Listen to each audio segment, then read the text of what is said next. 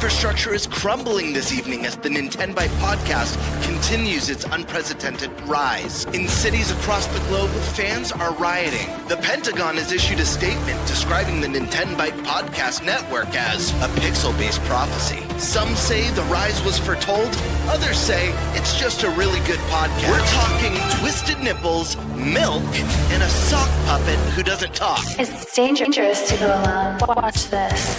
Welcome to the Nintenbyte Podcast, bitch.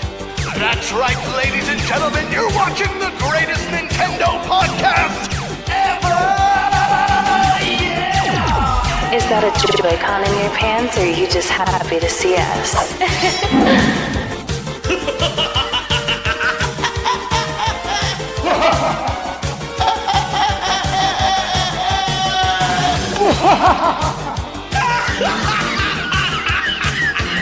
Shut up! Now feel the power. Everyone, do you feel that? Oh my god, I feel it! I feel it too, GameBird. What is it? It's the power of our podcast. I feel it! This is rad, Nintenbyte. So rad. Power.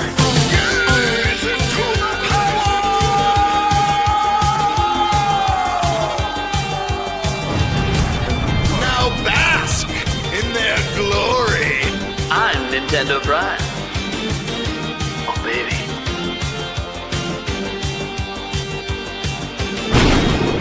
I'm ThunderStash.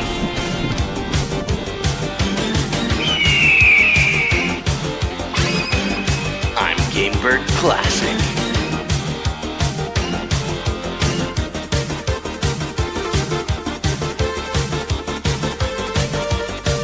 Nintenbyte rules. Let's rock. Everyone! That was really good. Fantastic. That was perfect. That's our season 3 intro. How you guys doing? Welcome to the Nintenbyte Podcast. I actually kind of messed up, so you know what? Everyone now knows we have a new logo. It's pretty cool. We don't have any way to show it off yet. Well, now that it's been shown publicly, we'll just start updating everything with it. The thumbnail doesn't have. I didn't actually mean to play that one, but it is what it is. So new logo. Good to go. Yeah. Surprise. Not exactly how we were planning on that reveal, but you know, I make mistakes. It happens. Anyways, I guess I could mention there is a bunch of new merch for it as well that we can't show off because it hasn't arrived yet, but it's in the store.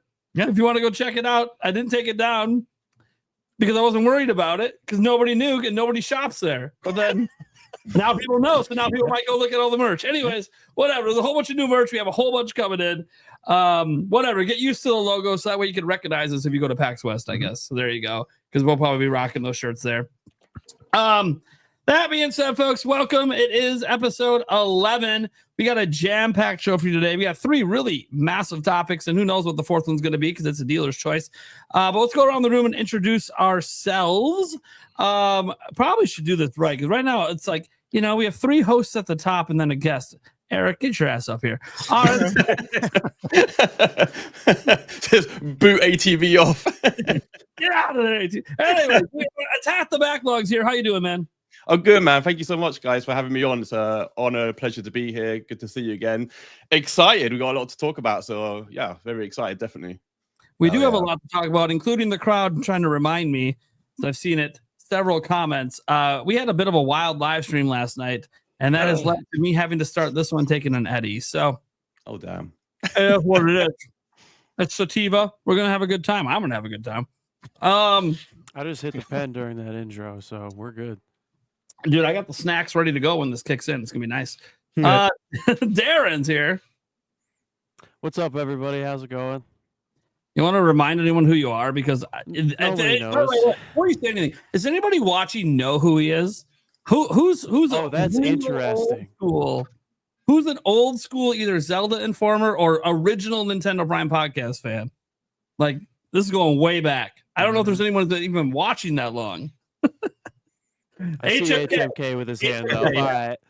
The HMK probably remembers back in those days. Yeah. Yep, I know he does. Back at Zelda Informer, we were heavily promoting a lot of YouTubers that were doing theory content.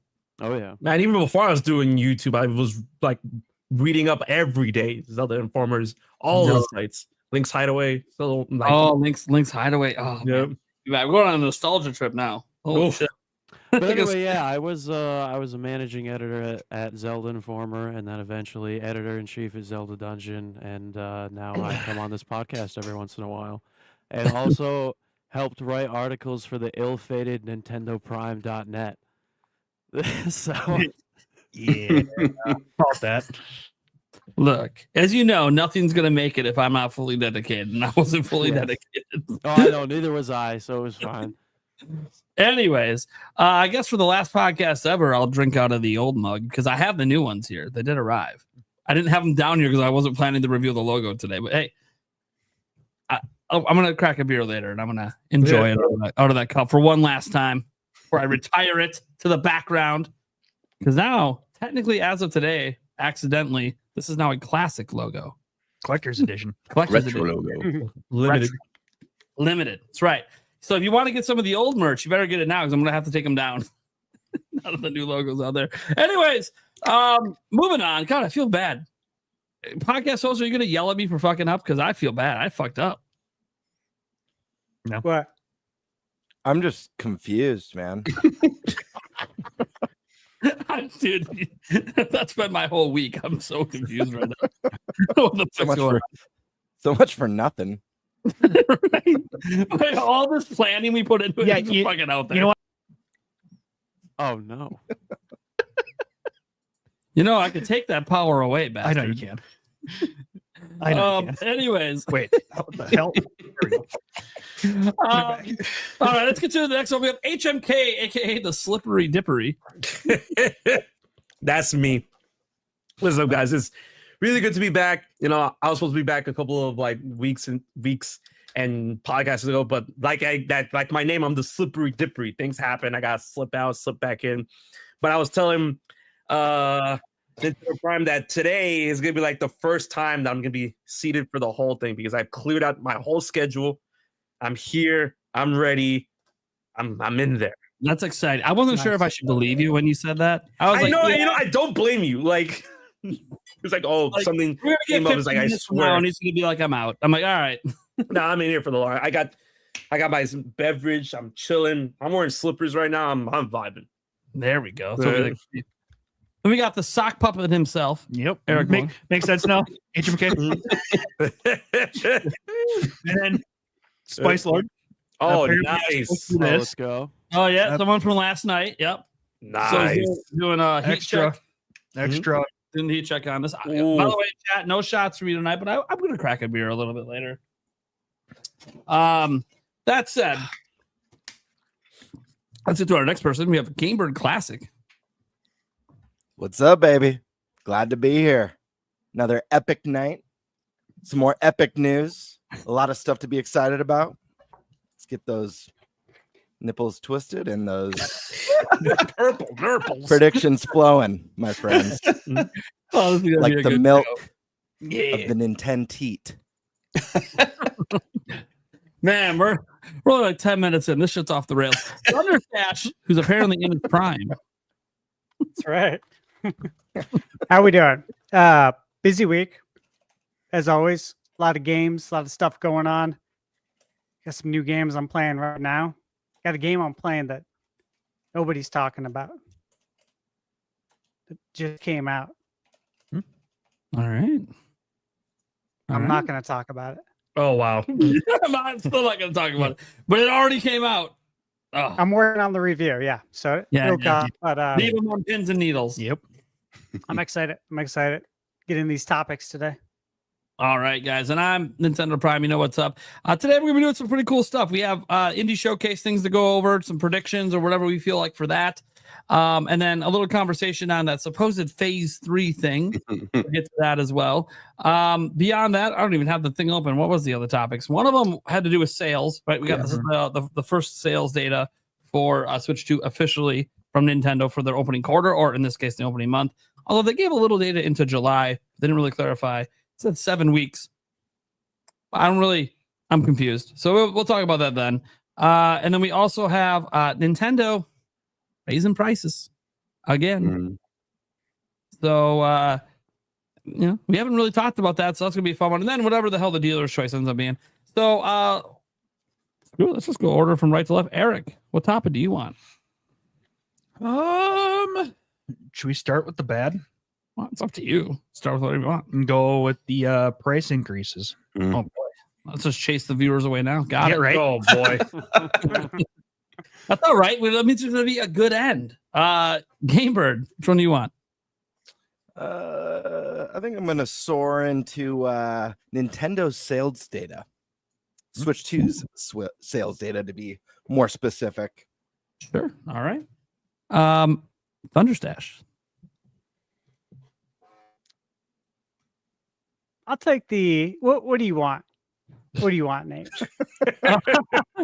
I mean, I can take topic 1, but do you have a possible? I have a surprise for topic 1. I provided a great dealer's choice. Did you? I didn't read it. To be honest, I didn't read it. Did you put it in the Twitter? It just said. It just says, "Yep." Yeah, that's all I see. Yeah. Oh no. It was a great. Oh, I remember what that was. Yep. Never mind. I think you should just bring that up as a joke topic. That was a great topic. Maybe a bonus topic if we have time. Yeah. We'll see what we have time for. I'll do topic 1. Then Nate, you can give your whatever the surprise is, and we'll see if we even get to 4. Okay. Yeah. Right. Because the surprise is like the beginning of the topic. You know what we need to do though? What's that? Oh boy. We need to call out something real quick. Now, I should probably share this because we got to celebrate something that just happened. Okay. Let me pull this up. This is sweet because I don't even know what this is. Surprise for me. I have no idea. I just saw it and I'm like, it's not video game related, but it sort of is. So let me get this pulled up. Let me hit the share screen here. Right here. Skyward Alyssa. Oh, nice. Password Alyssa. Oh, yeah. Oh, hey. Oh, congrats. Now let me show you how this is video game related. Check out that ring. That's sick. That is a Triforce ring. Nice. We got the Triforce going on. That's awesome. Bro, I was like, no way. Man. That is so congrats to Alyssa. Yeah. She's congrats. becoming guest on our show. Thank you. Oh man, I'm so happy for her. Yeah. Just awesome. Yeah. Just had to share that. I saw that. I was like, no way. I saw that ring. I'm like, dude, that is epic. That's awesome. That's awesome. That is sick. That is sick. All right. Well, that leaves me with dealer's choice. So that's what I got. That being said, Eric, what the hell are we talking about? Give me 2 seconds. Oh no. Bailed. No, actually, I meant to do it at the beginning. But You know what? Preview. Oh, that's Uh, awesome. Nice. he's got to wear that for a day at PAX. Because he lost You have to put the headphones like from behind, like this. or underneath. Yeah, yeah. There you go. There you go. Preview. All right. So. Keep going. Yep. Okay. We now have a list of everything that Nintendo has increased the price on. And some additional products as well. So I suppose I can probably share this. That'll probably help. Sure. Let's hear this. Bring her on in, buddy. Here. So the story is obviously Nintendo's increased prices. Yep. As of Sunday. Yep. In the US. Correct. Shout out to Nintendo Everything for the list here. Okay, so now here's the list of prices here. The old Switch OLED has gone to 400, was 350. The standard Switch is now 340, it was 300. The Switch Lite is 230, it was 200. Joy-Cons are now 90, they were 80. Pro Controller is 80, it was 70. The NES controller pack is 70 now, it was 60. The N64 controller is 55, was 50, and the SNES controller was 35, or is 35, and it was 30. So it looks like on the accessories, it's a $5 to $10 increase, and then you got your $40 to $50 increases on $30 to $50 increases on your consoles. Yep, there's more. What? Oh, there is. Oh shit! But wait, there's more. Yeah, I know. There's That's just a gigantic gap here. That's why I was ad there. That's perfect. That makes sense. Yep. Oh, that makes sense. No. Okay. For the Switch 2, Joy-Con charging stand is $35. It was $30. The Pro Controller is now $90. It was $85. Joy-Con 2s are now $100. They were $95. Dock set is $125. They were $120. For Amiibos, wow. Legacy Amiibos are $20. They were $16. 2-pack Amiibos, $35 or $40, depending on which ones. They were $30. The other things, the Nintendo Sound Clock Alarmo is now $110. They were $100. And then the United States is not the only country impacted by these changes. Yeah. And then there's Canada with Canada had their price changes. Their stuff changes. Including MSO that went up for them too. Oof. Ouch. So, what do we think about this? Are we upset? Yes or no? Just a question: is the Switch Online price increases only in Canada? Only in Canada. Right. Okay. Yep. Now, to be fair, if you do the exchange rate in Canada, they were paying less than we were for NSO technically. Okay. Yeah, their currency's all. I don't know what's going on with international currencies. Something about Joy-Con going from 95 to 100. I know it's only $5, but those three numbers really make it that's seem like, crazy wow. for a controller. Yeah. Like $100 for a controller. That's wild. I know. I bought an extra set at launch, and I'm just like, Thank God it did. I mean, good thing I got my Pro controller before the price increase. Because by the way, I still think the Pro Controller 2s are still at the original price they had at Costco, which was already lower, and now it just feels even lower. The Costco didn't change the price, so that's now the best place. It already was the best place. Now it's really the best place to get Joy-Con 2s, or I'm sorry, not Joy-Con, the Pro Controller, the new one. But I assume that price will probably go up eventually. But for now, I'm fine with Costco not putting the price up. Thank you. Thank you. I might have to go get a second Pro Controller right now before it does go up. So my thoughts are obviously we're talking about Nintendo increasing prices. We all know, the due to market conditions, and they in their announcement they did note that they basically, without saying it, said they're probably going to raise prices on Switch 2 down the line, just not right now. And I got a feeling they'll probably hold the price on Switch 2 through the first holiday and deal with a price increase in 2026 if they feel like they have to, or if the market conditions change. I'm sure that's what they really hope, is that it comes back down. Because, look, the number one selling SKU of the thing's already $500, and that SKU is magically no longer going to be around after the holidays. So, kind of a convenient time to maybe jump the price $50. I gotta say that my personal thoughts is obviously them having to raise the prices isn't obviously entirely their fault.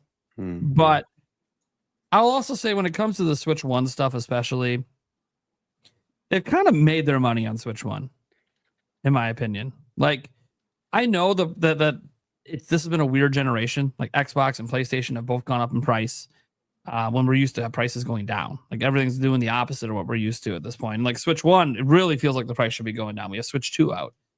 So I know there's obviously different economic situations happening now compared to what we're used to. But I also think that Nintendo probably could have ate it on the Switch 1s, even if they were being sold for a loss. I don't know if they were, but if they were, due to all the economic changes, because they're going to make that back on software sales because they already have a huge install base. So like when Pokemon ZA drops this upcoming holiday, it's going to sell like crazy on Switch 1. It's going to do huge numbers. So like they don't really need to also profit off the Switch. Like they could just have that be break even or make a little less, because they're not going to sell. That's not going to be the number one system selling this holiday anyways. It's not like they're going to go out there and sell 5 million Switch 1s this holiday. No, it's going to be 5 million, 6 million, whatever Switch 2s. So I kind of feel like they could have ate the cost, especially on the Switch itself. I also think there's other choices they could have made, like maybe don't have 3 SKUs for Switch 1 anymore. You already have Switch 2 out. Get rid of maybe the middle SKU. Just leave the OLED and the Switch Lite. Or if you want to make people feel better price-wise, get rid of the OLED then, I guess, and just leave the Switch Lite in the original. But anyways, I feel like they could have did that. and consumers would have been okay with it. Like I'm not that mad about like seeing Switch 2 accessory prices go up. One, they're already stupidly expensive, but two, they're also like new products already. Like these are already new products, and like this market's just changing like crazy. I know the yen's doing really terrible for them, so the exchange rates there are bad. All the new tariff situations. So I get raising prices on new modern products because I think people are going to have their eyes really blown wide open when they see what the PlayStation 6 gets announced at. Because that price, I think that price will shock a lot of people. It's possible. I don't want to say that, but it's probably, man. Those quadruple numbers, that's what game is gonna get to. It won't be cheaper than the PS5 Pro. I'll tell you that. That's like your best hope is that they only charge $700. It's gonna be up to be more than that. So everything's going up. And it's going to start really hitting a lot of our consumer stuff. I think at some point next year, we're going to start seeing prices really start skyrocketing on things. So, and it already has in some situations. So I feel like I understand it. I hate it. If it was only affecting Nintendo, then I would be like, Nintendo, you're an evil corporation. Fuck you. But everyone's increasing prices. It's not just them. So this is like a market-wide issue. So for now, I'm just happy that Switch 2 games and consoles aren't going up because that's pretty much what most people are going to be interested in moving forward. So I guess the price went up on a system that has low demand. I guess I'm okay, but I don't like it. And I think Nintendo could have ate it if they wanted to. But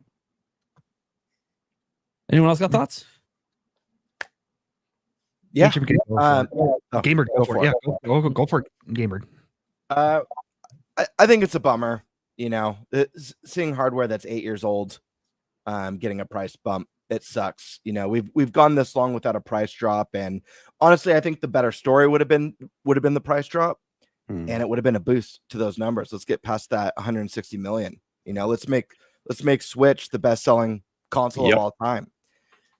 I saw a gateway to that drop in the price.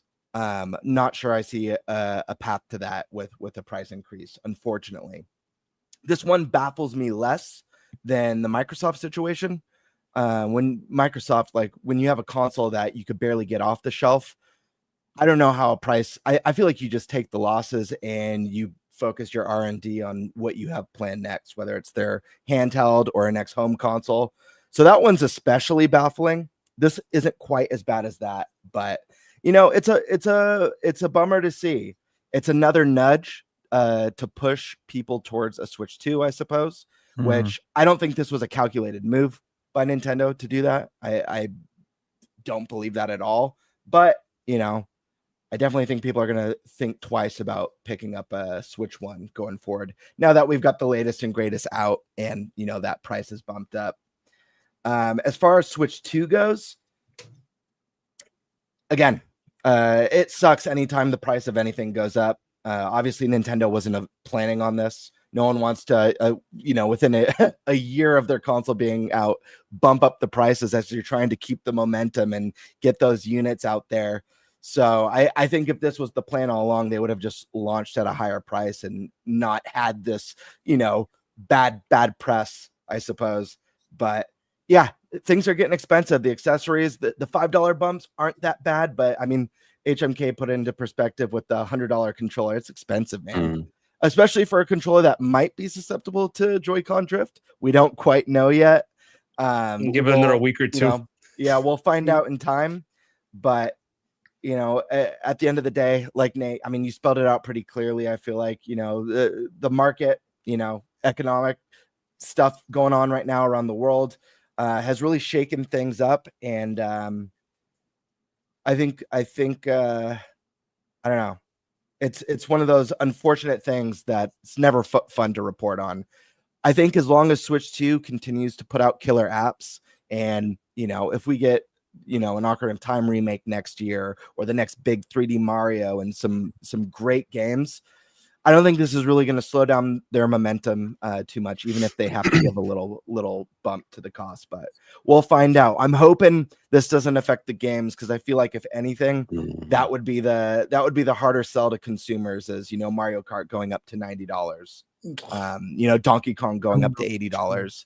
That would be the harder and scarier sell, but we'll have to wait and see what happens. Fingers crossed. I'm hoping that they can delay any sort of Switch 2 price increase for as long as possible, and hopefully the markets change. Things kind of have a turnaround, but we'll have to wait and see. Okay. How about Darren? What do you think about this stuff? Well, I'm mad I didn't buy a Pro controller before this happened. Yep. Because I really enjoyed the first Pro controller, and this one looks amazing. Just have a friend who has a Costco membership. Still time. There we go. Yeah, it's unfortunate, but understandable. I mean, given the market conditions like we've talked about, I really can't see them raising the price of the Switch 2.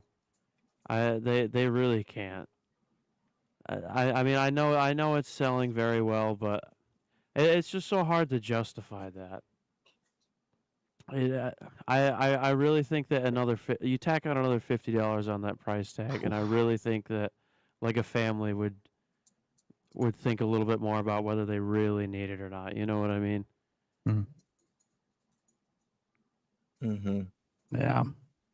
I mean, I know there's people that are already at the price that's currently out.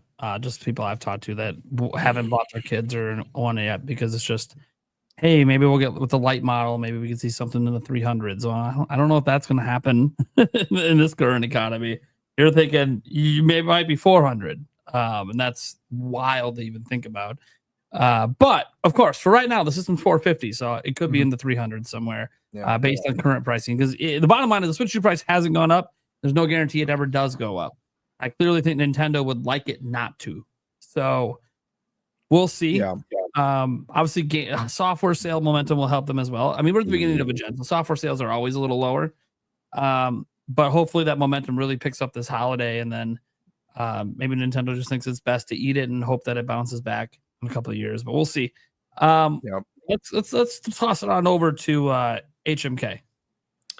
The whole situation really, really sucks. There's so many, variables and aspects that are affecting the price increases when it comes to all this legacy Switch stuff. Which when I first saw that the console price was going up, I'm just lamenting. We're what, 8 years? This year's 7. Next year's gonna be year 8, right? Of Switch 1. And I'm always thinking to myself, it's man, remember back in the day where consoles went down in price as time went on instead of going up? And, y'all were saying earlier in the chat that, this wasn't a calculated move, but it could have just fell onto Nintendo's cards in order to have people, basically, graduate themselves from Switch 1 into Switch 2 is if I'm going to shell out this much money for a Switch 1, especially with the price increase, might as well just either save a little bit more, shell a little bit more, go the extra mile, get a Switch 2. Switch 2 does everything that Switch 1 does and more, right? And I definitely agree with the idea that Nintendo absolutely doesn't want to increase the price. They're probably just like every other company faced with this situation, they're probably heavily considering that they do need to increase the Switch 2 price due to the market conditions and everything else that's going on and whatnot. But they have way too much to lose if they do so before the holiday season. And, eating so much money from now until December, 4 months, it would be a lot better on their cards. And hopefully if everything regulates, let's see, lack of a better term, by the time after the holiday season, it's a lot better for them to eat that loss and then have everyone, or not everyone, but more people have a Switch 2 in their arms in order to basically go for your wallet through the games, because that's the main plan. A lot of people keep thinking that the console is that's what the main moneymaker is. No, the games is, if the console is in your hand, then that means that Nintendo or whoever else is selling a console like a PlayStation or Xbox, as long as the console is in your hand, then they have a gorilla grip on your wallet for the next 8 years, right? In way more ways than you can expect. Now we got games. Now we got NSO subscriptions. Now we got controllers that are going to be costing $100, So it's way better for them, and they know this because, like, come on, they did it already with the Switch One. They know this, that like, oh, it's better to eat the loss with their brand new bouncing baby boy console into the holiday season in order to make sure that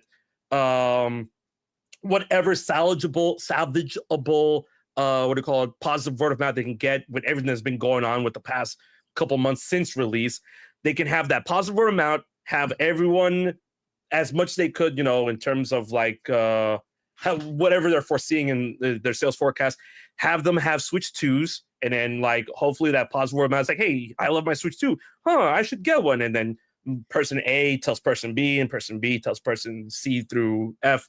They all have Switch 2s, and then that's more games to be sold to those people, and then blah blah blah. So as long as they eat the loss during that segment, it's gonna pay for them it's gonna pay positively for them in the long run. So, and they know this, so that's why hopefully they don't increase the price, but I don't see them increasing the price before the holiday season, like y'all are saying. I think another thing to note too is one of the strengths of the Nintendo Switch is that it's a console that you want to have a multi-console household. If you have a family, Right.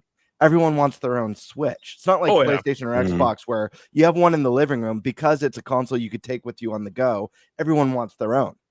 So raising the price on Switch 2, it hurts that. It's like, well, is it feasible to have 2 or 3 Switches in the house? It's $550 now, or $575 now. Maybe we'll just have one Switch, and you guys can all share it. So I think it would be to their betterment to keep the price down for as long as possible. Okay. Who hasn't talked on this yet? Attack the backlog. Oh, there we go. Yeah, man, I echo a lot of what you guys saying. I think it's lame. I'll start by saying, well, if they're going to raise the prices, then I'm glad the brunt of it went to the Switch 1 and those accessories rather than the Switch 2. But like, how many people are buying Switch 1s now? Like, the sales have slowed down so much that I wasn't sure if it was going to beat the PS2 anyway. I thought it maybe would have. But now, like GameBird was saying, if they're raising the price of $30-$40, that's really, really going to really make it hard for it to overtake the PS2. So then in that case, even less people are buying it. So then how much are they really saving by having those increases?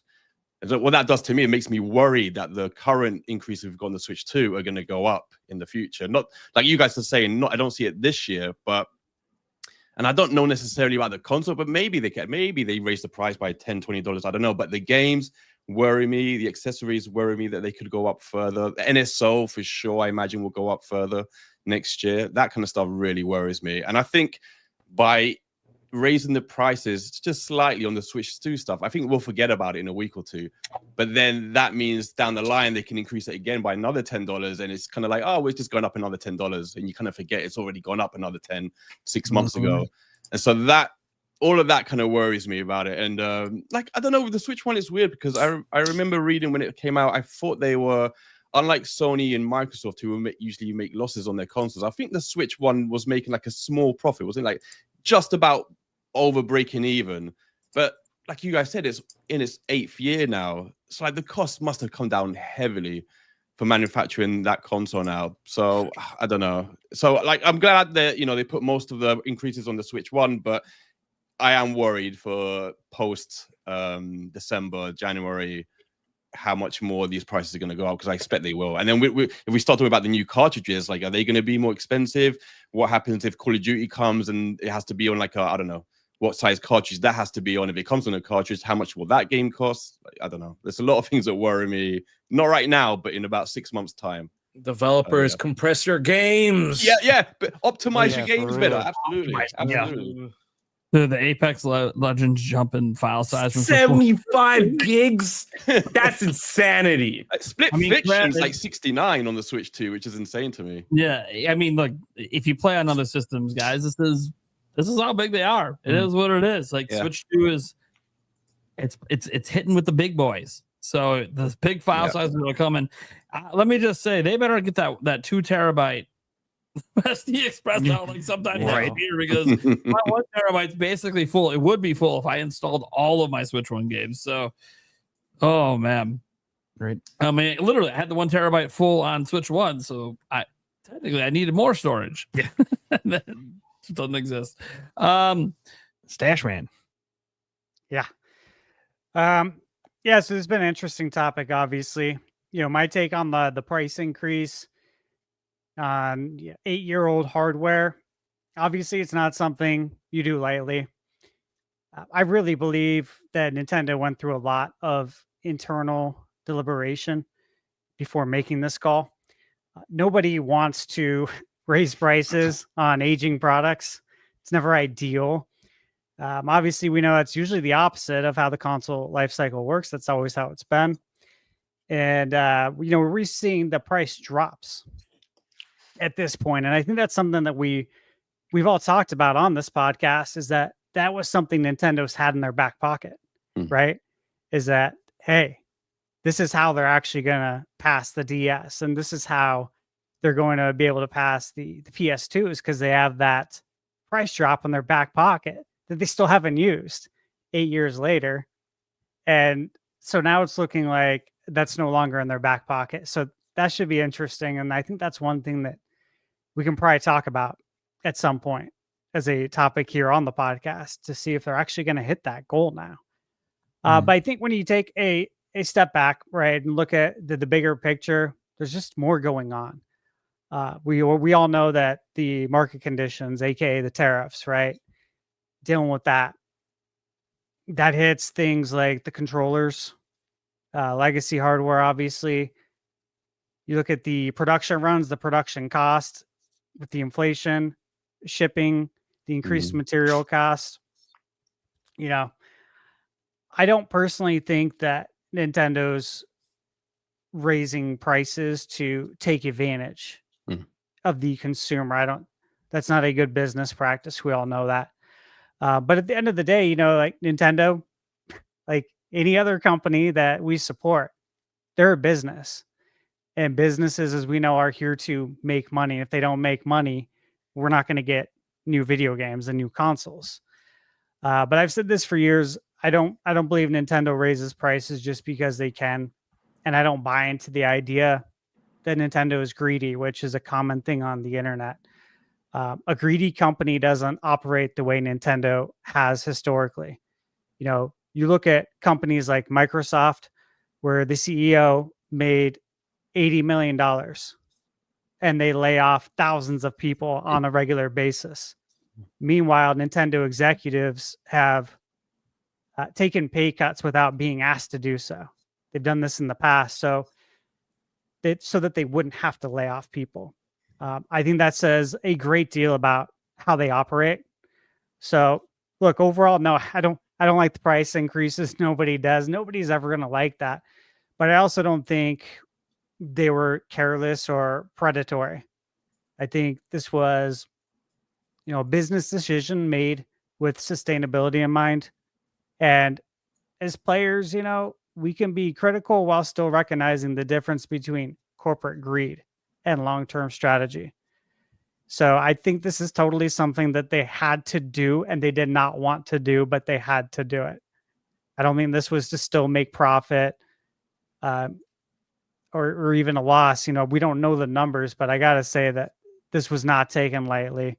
And, attack the backlog. You mentioned that in a week, people will forget about this. And, this won't be a headline anymore. I completely agree. Completely. That is how it goes. Look, these prices are high, but look, I'll say this. During the whole Switch 1 generation, outside of in the last 6 months, did I buy an extra set of Joy-Cons? I don't know why I'd really need an extra set. I use my Pro controller. And again, as Nate mentioned, what is it? Is it 72 at Costco? At Costco? I'll look quick. Yeah, I saw Wario post about it again. That's significantly cheaper. Donkey Kong Bonanza. 75. My cousin was going to pick it up digitally. I'm like, My cousin lives down the street from Costco. I'm like, Jim, go to Costco. Go pick it up physically. Like, trust me, you're gonna want to own this physically. And it's a better deal there. It ain't much, but you're saving like $7-8. Yep. And you literally have to pass it every day that you go home and every day that you go to work. So you just go there and get it. But Costco membership, this might be something that I think Nintendo fans want to look into, because I will say this too. Throw this out there for Costco. Their eShop gift cards are always 10% off. 365 days a year, 10% off. Always. So whenever I buy anything on the eShop, I buy the cards from Costco. I buy them online. They're delivered to my inbox within 5 or 10 minutes. And then I plug the codes in, and I essentially just get 10% off everything I buy on the eShop. Sometimes they do 20% off, which they recently did. So I just bought $500. That was the max in eShop cards, because I know I'm going to spend that during the Switch 2 lifespan. So I essentially just gave myself 20% off on all digital games. So that's why I say the membership starts to pay for itself if you're going to be buying the first party games, because Nintendo or Costco gets all the first party games. You can always count on them to at least have the first party stuff. So yeah, little way to save money, especially when prices are going up on, again, everything. My insurance, my homeowner's insurance, car insurance, you name it. Everything's going up, man. What can we do, right? It's an uncontrollable. There's nothing we can do about changing the cost of stuff except try to make more money, right? I like we weren't trying to do that the whole time. Right. Right. Always are. All right. Cool. Yeah, I'll my last little 2 cents in here is, it sucks, obviously, but to a certain extent, I'd rather have them raise the price on the Switch 1 than the Switch 2 stuff. So it sucks, that it might hamper, it passing, like you said, Tech the Backlog, passing the PlayStation 2. But, that doesn't mean that in, 4 or 5 months things turn around and they can actually hit the price drop, for Christmas or even, beginning of next year. So I think it hopefully is a temporary thing, but yeah, it sucks, but that's the way the world is going right now. And yeah. All right. Well, I'd say we move on to the topic too, but our co-host dipped out. He'll be back. He's having some issues getting his stuff going, which is cool. We'll just go to the next topic, I guess. Which I think is on ThunderStash, because we're talking about the indie world stuff, I believe, for this one. But I have a little bit of a surprise for this one. A little sit back and watch for a little bit and just enjoy. So hold on here, because this, for those who don't know, there was a certain other YouTuber that said this was happening this week. People got a little perturbed. And if they like to be perturbed, then that's fine, because I have a surprise right here for everyone. Surprise! Sitting down with Switch Force. He would love to be here live with us, but it's okay. He's got stuff going on, but it's been a crazy week, and he's been a huge part of it. You guys know we're going to be talking about the indie world, doing our predictions and stuff like that, and the 3-phase plan, and trying to figure out when the heck we think Nintendo might actually do the 3rd phase, because I know that's what all you guys are really excited for. I get it. But this is the last event before that. So if you thought direct conversation was going to stop, it's probably not. Just throw that out there. Not going to stop. Never going to stop. So obviously, as we're doing this to come into our indie conversation, first off, I know you said it in your video, but for anyone who hasn't seen, why did you decide that you wanted to even mention there was going to be a Nintendo presentation this week? Yeah, that's semantics. I think what motivated me, because I've never been like a leaker, but I really I didn't like the whole let's lie to our audience on purpose and conduct an experiment. So I was like, you know what? This is a chance for me to kind of reverse that and say, hey, let's actually be honest and let people know something exciting to have them get excited about. Now, boy, did I not think that through in terms of how it was going to backfire and have people say that I'm the one conducting the experiment, but there was no experiment. Yeah, I mean, I think it's going to be a fun show. It's not the general direct that people are so eager for, but I tried to make that real clear of like, no Metroid, no Kirby, no, none of these big games, no Elden Ring, like not any of these types of titles. So like it would really, if you watch the videos, you should have known there's like one possible type of thing that this can be. Also, no Silk Song. No Silk Song. You're not the only one saying that. I think Pietro Brazil came out and said that too yesterday. He's like, hey, if you're coming to this for Silk Song, just don't even show up. Right. Yeah. Sleep in. Yeah. If you guys want Silk Song, maybe your best hope might be opening night live before they do that demo there. That absolutely could be something there. I don't want to guarantee it. It's Team Cherry. No one really knows when they're going to talk. Like the Microsoft announced like it's going to be playable on their Xbox handheld, and that same day their PR person's like, hey, we're not launching with the handheld. I'm like, they're all over the place. Yeah, I think Silk Song just if it comes, tell people it comes when it comes. When are you launching? Miracle. Just tell people, right? Oh, that was going to be a demo. So I don't even want to guarantee there's going to be an announcement for Gamescom because who the heck knows. That being said, obviously Indie World tomorrow going to be a really fun time. You obviously know about some of the titles there, so don't want you to speculate too hard because you kind of can't when you know like right. I'll just say that I think the Shadow Drop is going to be a real hit with people. Okay, is the Shadow Drop a game that's already been previously announced by Nintendo? Just in general? Yes. Okay. Because sometimes Shadow Drops are like caught out of nowhere, like Metroid Prime when that dropped. There was no. Yeah, it's not like the Campfire game. Yeah, the Campfire game. Yeah, that came out of nowhere. Yep. Yeah, not like that. Okay, cool. Well, that's exciting. That's exciting. Help with our speculation when we get into it about wow, what could that be? Because clearly it's somewhere else or it's already announced or I don't know. We'll see. Cool. So I don't want to dive too deep into that. I risk exposing stuff. But obviously there's this third phase.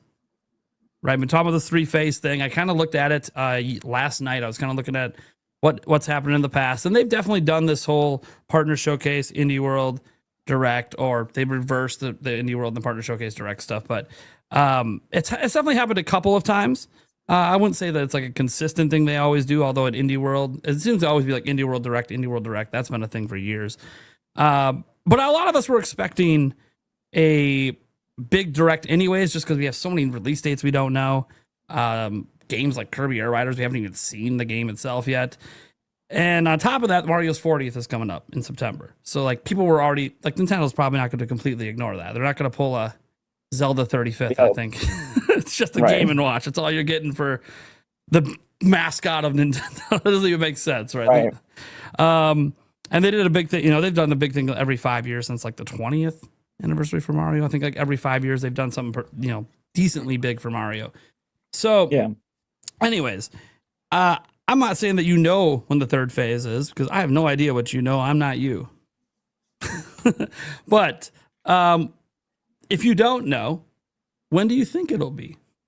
I know you put the kibosh on next week, which I think also is it's definitely not next week. I will have more in the future, but what I can say now is it's soon-ish. And to be clear, I do know. Oh, okay. I'm not a lot. Well, there. Switchforce knows when the Direct is. Did you guys just hear that? Mm-hmm. Yeah. He knows when it is, and it's soon-ish. That's crazy. Ish. Not next week though. Yeah. People have tried to say like, sure. Yeah, a lot of people said Indie in August, Direct in September. Anyone, could guess that. Sure, okay. First of all, Nintendo's been very strange this year, so I wouldn't put anything past them in terms of abandoning patterns. But second of all, I will. I will. You're keeping it to yourself right now. In the future, but yes, it's okay. Soon-ish, and it's going to be a good show. Okay, so just to clarify, he's put this publicly. It's not next week, so it's not a 3-week plan. No, I know some people were maybe hoping because of Gamescom, maybe they want to get some news before then. That's fine, because they have multiple events. They got the Fan Expo in Canada, which we already know the demos for, which are pretty exciting demos. Right. Big third-party games there that we haven't seen on Switch 2 yet, so that's going to be neat. And then obviously they have that the Gamescom stuff, which they're going to, and they don't always do. In fact, they haven't since the rumors about all the stuff about them showing third-party things back in 2023. That Furukawa was like, we didn't have a dev kit there. I'm like, well, that's not technically what the rumors said, but yeah, okay. Good on you, Furukawa. We got Drag Drive next week. Don't forget about that. Yeah, Drag Drive next week. That's right. We do have that coming up. We obviously have, they just dropped that trailer, the DLC for Kirby. Yeah, that looks fun. That's looking good. I'm still going to wait on reviews. I felt burned by the Jamboree stuff. So yeah, I think I could feel more confident in this because it looks more like just more of the great game. But yeah, kind of like an expansion. Yeah, I think it's a stronger package. Well, we'll see. I'll wait for the reviews. It's not that big a deal, guys. Oh no, I don't buy it until the day of release. Oh darn. And then obviously, we have PAX West, which if you guys, just a reminder to the audience, the whole Nintenbyte podcast crew is going to PAX West, and Nintendo's already announced to be there. So hopefully some of these demos are making their way there as well. It'd be kind of cool to go hands-on, or maybe something new, because maybe Phase 3 is before PAX West. I have no idea. He said soon-ish. Look, soon's relative, right? Nintendo's got a 90-day launch window. We're technically still in it. We are still in it, yes. So soon-ish. Okay. End of August, sometime in September. That's kind of it's not as wide of a window or a net as you guys want. Obviously, you would love to get Zach to narrow this down, but that's when it's time. When it's due time to do that. And what's cool about whenever Zach does choose to do that, unlike last time or this week, I guess, where they were trying to use them against you, Nate the Hate will probably end up backing it because he actually pays attention to. He said it out loud. Yeah, I check on directs. I don't check on indie stuff. Yeah, instead of Hydrogen Bomb versus Coughing Baby, maybe we can just be two Nintendo fans. Absolutely. Okay, so obviously you can't say a whole lot because you know too much. Yeah. Which also, man, that kind of sucks. Does that suck on the channel? Like you can't speculate as much as some other content creators go because you just know? I don't even want to, like... I feel good. You feel good. I can't even really like. Yeah, I mean, I don't think it sucks. Okay. 'Cause I don't know anything. To be clear, I have no information about an upcoming direct. So, I as someone who loves Nintendo and who is really eager for them to like start moving forward with this Switch 2, this expensive system that everybody bought, like I'm just excited. Okay, yeah. I mean, I'm excited too. I think by the time we get through this cycle, get through all three phases, I think people are going to feel a lot better about Switch 2. It's kind of weird. I kind of understand some of the sentiment because I kept thinking, like, why are people so anxious with Switch 2? Then it's like, well, there hasn't really been anything announced since April 2nd. Yeah, I mean, they set it up very strangely. I mean, Nintendo, look, they're an insanely successful company. They're not going to be like, well, we got nothing. So that they're going to have something. It's just this impatience and eagerness and hunger and thirst, like we just give it to us. But yeah, there was never a scenario where they just don't have third-party games, they just don't have indie games, they just don't have first-party games. Like all of that stuff is coming. It just, if I was them, I would have reversed this order. I think that would have probably made people feel better. But yeah, from what we see, they don't seem to really care how people feel about things. They have their plan and they run it through. I mean, they ran a survey. Maybe they care a little bit. Maybe. Yeah. Then they closed the survey on the same day. So. Well, yeah. We'll see. Maybe they got enough feedback. Maybe it was so overwhelming one direction. Like, okay, we don't really need any more. We get no it. Point. We get that's what I'm hoping. We'll see. Yeah, and hopefully all that news about the cartridge size stuff too. Hopefully that's something that's actually going to pan out. Probably won't be guys till next year. This stuff takes a while to get going, but okay, cool. So obviously I don't want to take up too much of your time. You got a busy day. I got a busy day. Is there anything you'd like to just put out there about this whole situation with the three phases or the indie worlds or anything that you just want to let people know? Since you can't be here at the show, so can't pester you more right now. I can't be there at the show. I'm playing Star Wars Unlimited, my favorite hobby that's not on YouTube. I'm going to be watching Elio tonight, and tomorrow should be fun. Surprised it wasn't Marvel Snap.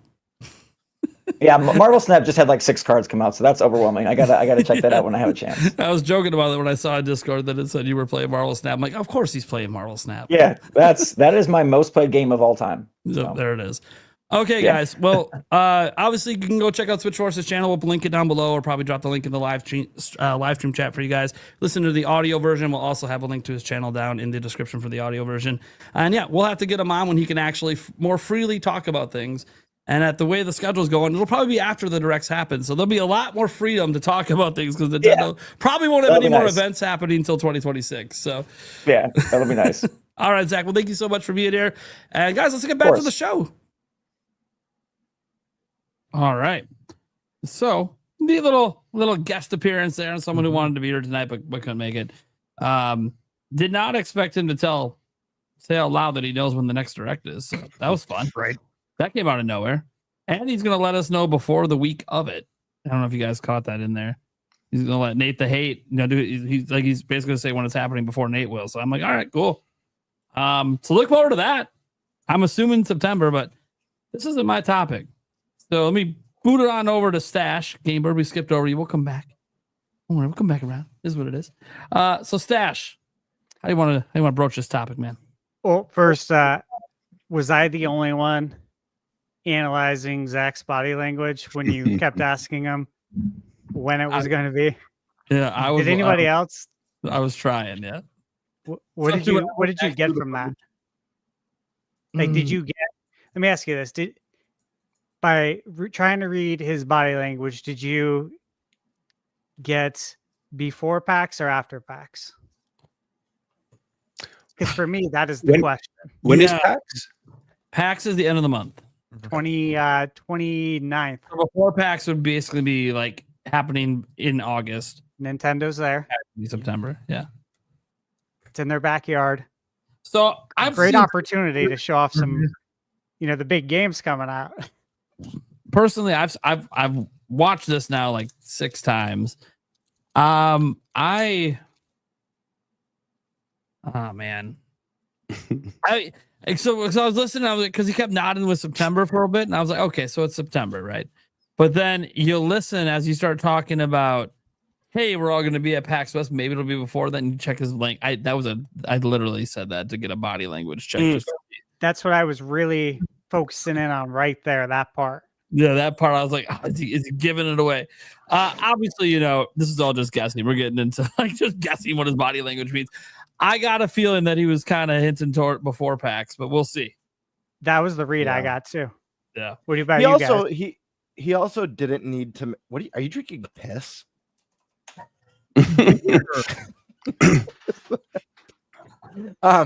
Sorry. Sorry, it's not dark enough for you. My bad.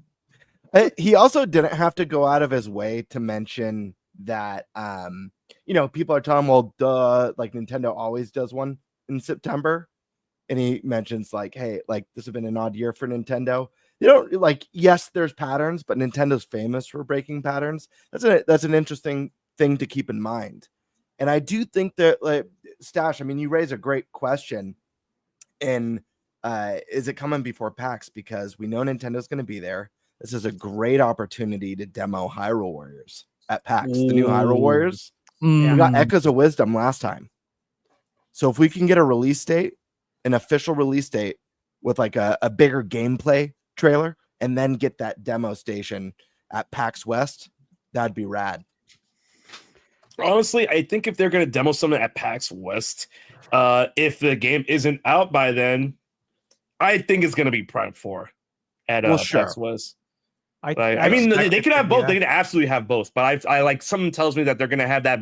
Those PAX 2019 and PAX 2020.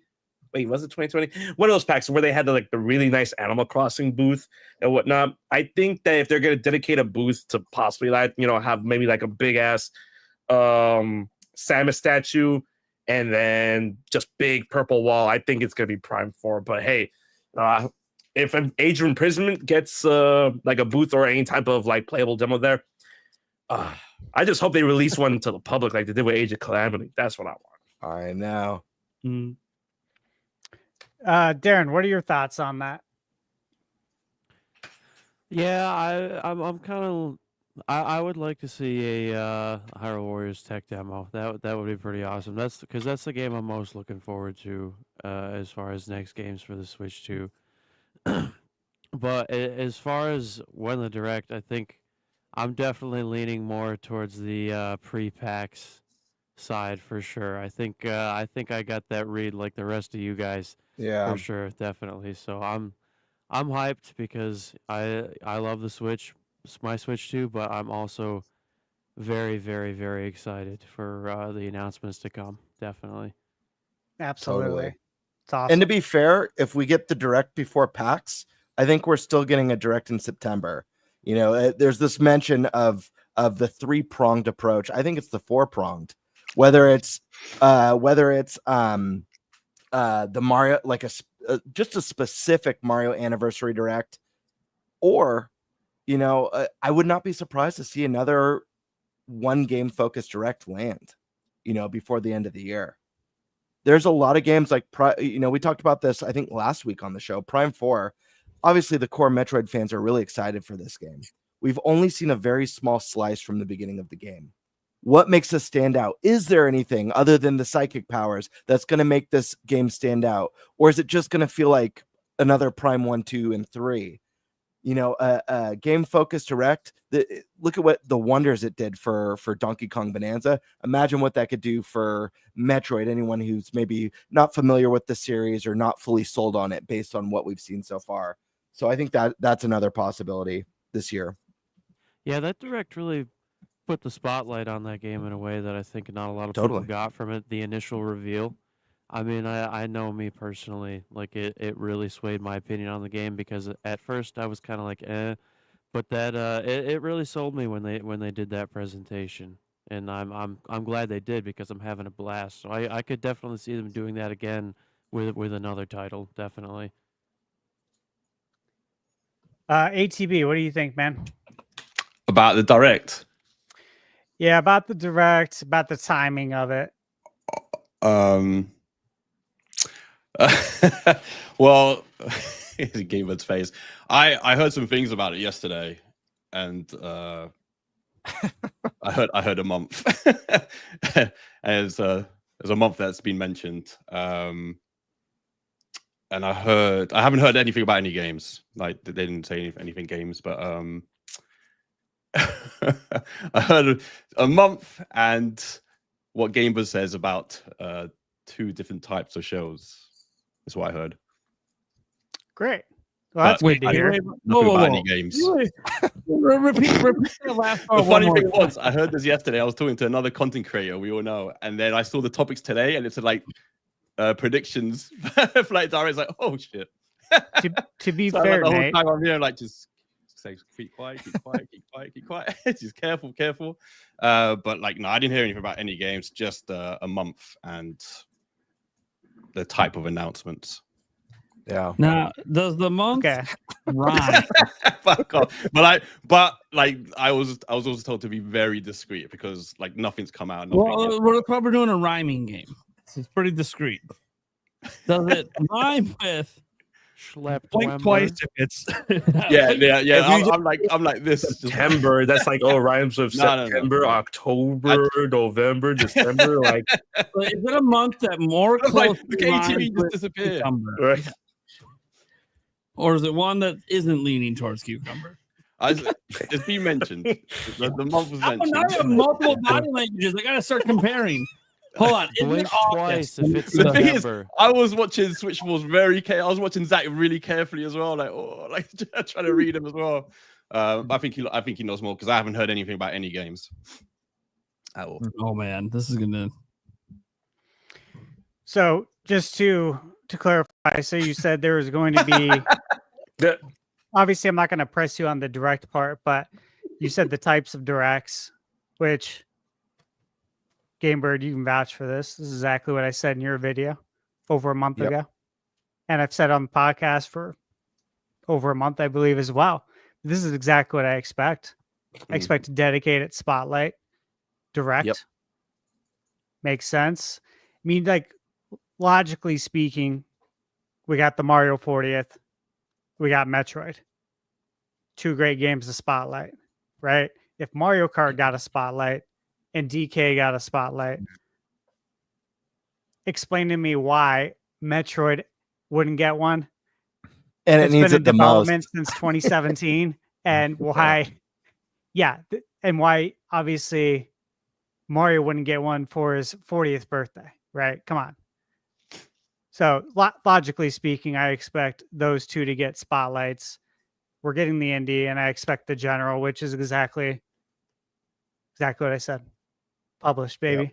So great to hear we're on the same page. Eric, what are your thoughts? Yeah. Oh man, my thoughts and or It versus feels what I weird hope. because we have Yeah. someone here who knows. Yeah. So it's No. what makes it awkward. We're Yeah. like, I don't know an exact date. I don't know. for anyone else Exactly. who's gonna talk, start going Yeah. hard in on the month and just watch his body language. I ain't gonna press you for it, man, because I want Say you to keep nothing getting if that it's info. September. Yeah, I'll hit you up after the show. Yeah, I know. Yeah, We're good. Yeah. we could talk about it by the campfire. How's that? Yeah. Yeah, you know what? there you Let's all go around the campfire right. after the show, huh? Yeah. You know, I'm hoping it's before, just like the week before PAX, because then it opens itself up for, possibly more different demos that they could do if they have like a newly announced game or something that they've been hiding. So that would be kind of nice to see. And then that leaves September open again for, like you guys have said, the Prime 4 and the oh god, what's the other one? Age of Imprisonment? Mario 40th. Oh, Age Yeah, of Mario Imprisonment. 40, Mario 40 directs in September. So yeah, I'm hoping it's before PAX. Plus, it gives us, good things to talk about before PAX. Get excited even more. So that's kind of what I'm hoping for. But with Nintendo, it's throw a dart at the wall and you never know what the hell you're gonna get. Yeah, I agree. And obviously things have changed over the years.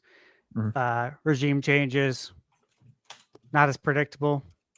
Not to say that they were very predictable, but there are some patterns, of course, if you look at the history of the Nintendo Directs. So just watching Zach, I watched his video earlier today too, that came out a few hours ago. And he mentioned what he mentioned with you, Nate, but not to the degree that he mentioned with you. So now obviously he's mentioned it to his community as well. And I will say that I've been sub to Zach since I was in the mortgage industry, working in corporate management. I've been subscribed to his channel for a very long time. I don't know how many years, but he's been a very good resource. I do like his content, and he doesn't say things loosely. That's one thing I've noticed about Zach for a long time. So that's good to hear. As far as PAX, right? As far as, if it's before or after, obviously the logic aspect of it is, wouldn't it be great to show these upcoming games to everyone in attendance at PAX, because everyone here is a big video game fan. So clearly they're going to be interested in this. They're going to like it. That's free coverage for Nintendo. They don't have to personally invite anybody out. People are buying tickets. They're going to go there. They're going to cover it. I'm going to cover everything that's there. All of us are. So it's going to be a lot of fun. But I look at that, and I look at some of the developers that are going to be at PAX. So I went through and I combed through the list yesterday, and I told you this, GameBird, as well. Obviously, I'm trying to come up with a good game plan since it's going to be in 2 buildings, right? And kind of liken it to if you're going to go to like Disneyland and California Adventure, and you're only going for one day, right? So you got to make the most of it. You got to have some sort of game plan about how you're going to see everything. And that's kind of what I'd like to do, right, with PAX. And as I'm going through this list, right? So from the top, right, Bandai Namco booth. And they have their booth, and then they have 3 private rooms. And all I could think is like, interesting. You would wonder if maybe something like Elden Ring would be there. And Tarnished in order for it to be there, you'd kind of want the release date already out, right? And I think the release date would be coming at the General Direct, which would make me believe that the General Direct would be before. So 3 rooms could mean 3 different games, right? Tekken 8, that's one that's been very highly rumored for a long time. That's a game I could see there. Some of these other ones, like Larian Studios, Baldur's Gate. Baldur's Gate 3. What are you doing there? You haven't announced anything. Maybe I did plenty of research. They got nothing. They have nothing they've announced. So what are PAX you East doing was there? just Baldur's Gate 3. That's all PAX East was. It was nothing but Baldur's Gate. Right, but it's interesting because as I go down the list, there's other developers too that I'm like, what do you guys have coming? And then I look into it, and they really don't have anything. They don't have a good reason to be there. This isn't E3. Not every developer's there. You know what I'm saying? So you got to have a good reason to be there. It's got to make sense, especially in today's economy. If you're going to be paying people to go out there, paying for their flights, to set up their hotels, it's got to make sense. Well, I mean that would. Well, didn't Nate the Hate say that Baldur's Gate 3 would be announced for Switch 2 in the launch window? That would just make the cut. So did I literally so did we. can't find it. I literally can't find that quote. But I've heard people say maybe that. he didn't. Maybe he did, maybe he didn't, but we did. Yeah. I mean, Yeah, we did. I We truly all believe did. it's gonna. I truly believe it's gonna come again. I don't need inside sources, right? Logically, this game should come to Switch 2. This is a great candidate. It's a great game for the mouse Joy-Con. It makes sense, right? You want to make some more money? Easy way, right? Especially in this economy, if you want to make more money, this is a way to make some easy money. So I'm gonna lean towards before PAX. That's what I'm gonna say. All right. With that said, let's talk about the games that we expect to see there tomorrow. Now, obviously, there's expectations and there's wants. What do we want to see? What do we expect to see? Feel free to include both. Okay. I have a list of games. I'll go last because I usually have a bigger list here. Who would like to do the honors of what they want to see tomorrow? What they expect to see? Please take it away. Indie games, Clear Obscure Expedition 33. Oh yeah. Oh, please. Oh, Something tells me that it's not gonna be on an indie world though. Something tells me like even though it technically is an indie game, it's probably gonna be like a general direct or something. But imagine if it was though, how many people, how they'd view indie worlds now. Because now, the way people view indie world is, I'm not waking up tomorrow. It's like they're like, I'm gonna wake up for games? another DLC for Dave the Diver, even though it's not an indie game.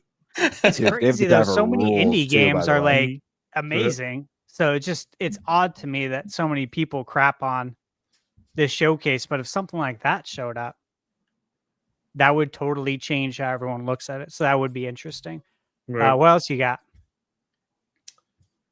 Honestly,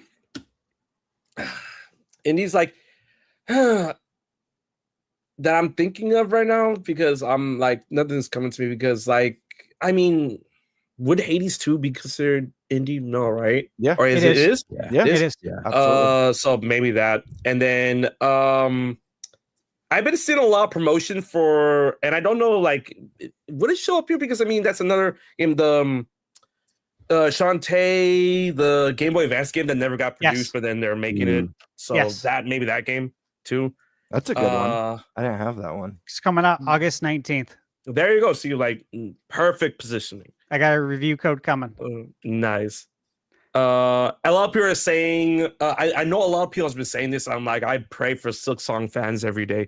And like Silk Song, but then I've been reading that Xbox or Microsoft, I should say, actually has the promotional rights for Team Cherry games.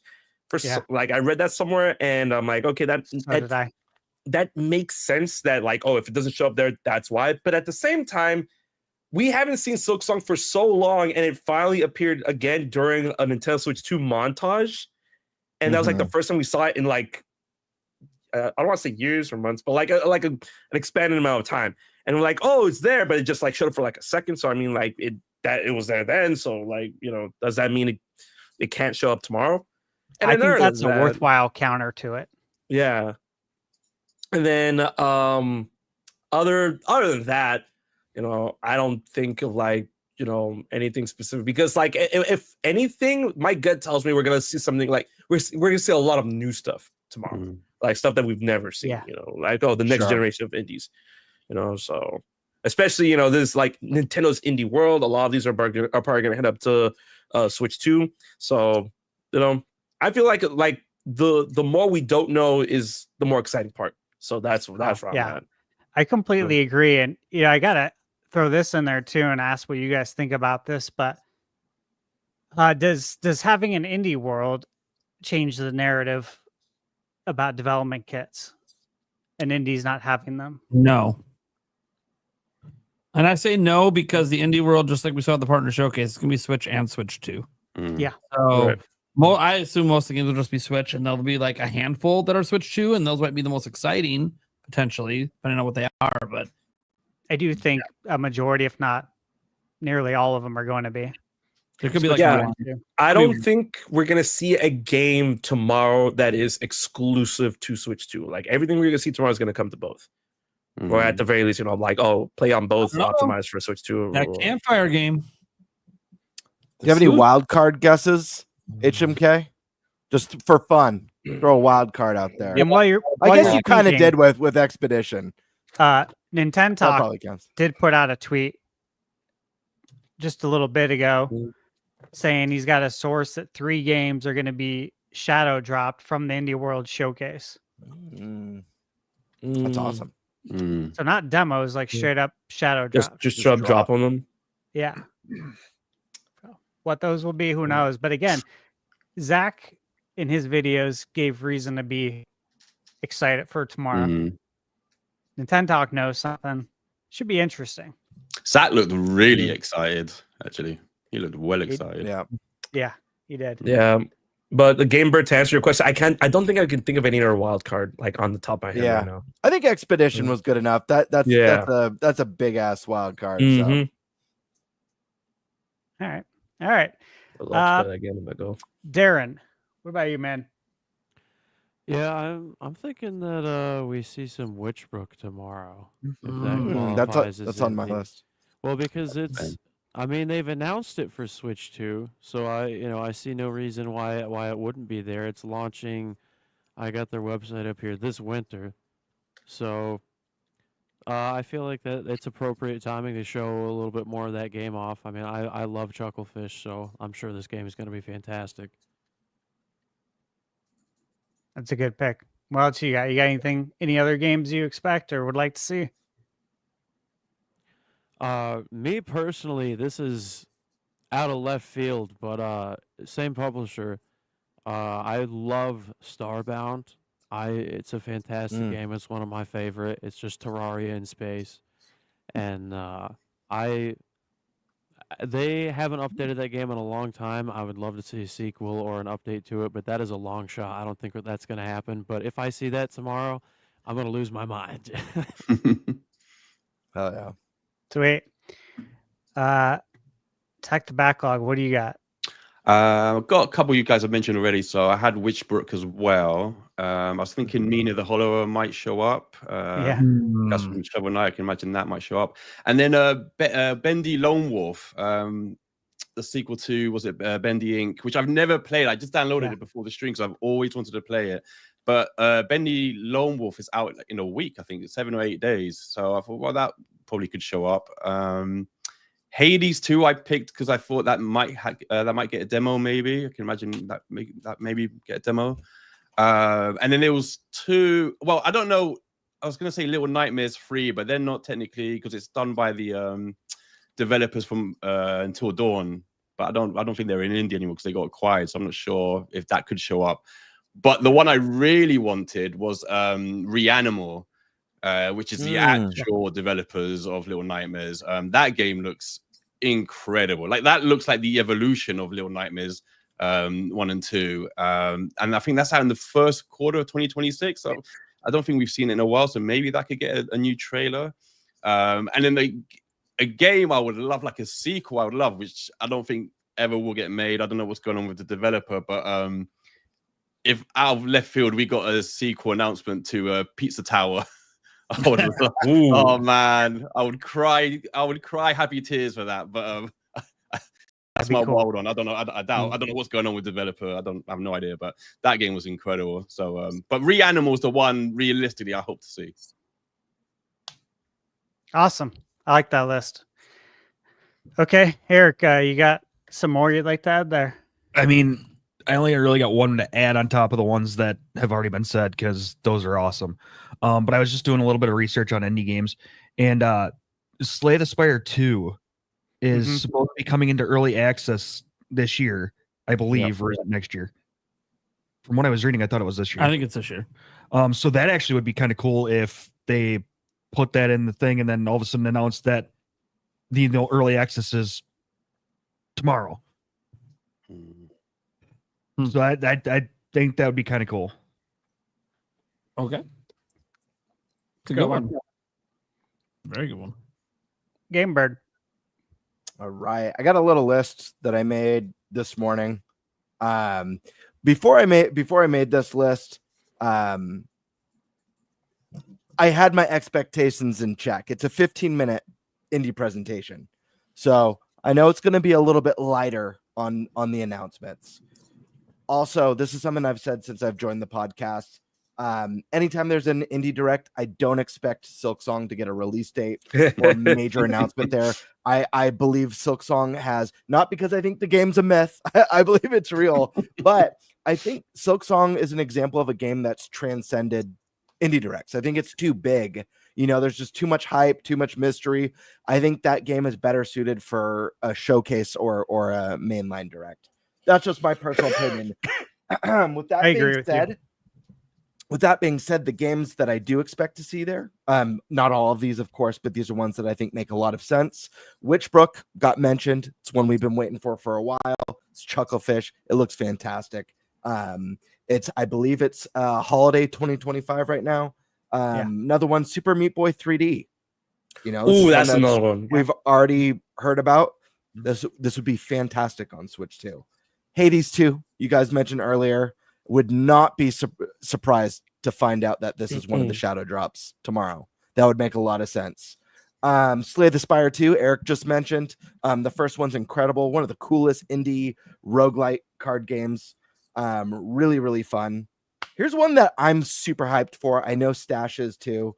This team made what I believe is the best modern retro style beat 'em up of all time. And this game is Marvel Cosmic Invasion. Shredder's Revenge was one of my absolute favorites. We know this game comes out this holiday. Unless there's a delay, this would be a great time to drop that release date. Another one. This is an indie that came out earlier this year. It's one of it was either this year or the end of last year. But it's insanely highly rated. I've played it, and it's amazing. It's called Blueprints. It's a lot like I wish I remembered the name of the board game. It's a lot like this board game where you're in a haunted mansion and you draw tiles in the random rooms and you're exploring. Really fun, narrative driven puzzle, kind of escape roomy. Really, really fun. Another one that's one of the highest rated games of this year, Shujinko. It's a RPG that came out. I think it's sitting at like a 92 or a 93 on OpenCritic. It's just a retro style RPG. It looks fantastic. Here's a weird one. I'm not sure. I feel like this one isn't a very popular name, but Pony Island 2 Panda Circus. If you guys have ever heard of the original Pony Island, if you haven't, check it out. It's weird. This guy, I forget his name. He makes really weird indie games. They're critically acclaimed. They're amazing. He made a amazing card game that's super creepy and weird. But Pony Island 2, sounds kind of weird in the name. It's not what you would expect or think. The games are whacked out, to say the least. Yeah, check this one out, everyone, if you've never heard of it. And that's kind of like my solid list. I want to steal from one of our guests. ATP mentioned Reanimal. I think that's a great pick. I want to throw that on my list because I want to see more of that one, and I want to see that on Switch too. And then I'm going to go for a fun wild card. Where's Dylan, guys? Do you guys remember Dylan's Rolling Western? Whatever happened to that guy? I'm going to say as a wild card, we're going to see the return of Dylan. That's my prediction. Yeah, Dylan.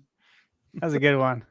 I forgot to say, I don't know if someone mentioned it, and someone in the chats just said it as well, which reminded me was Yooka-Replay, because I fully expect that to be there. That was my list.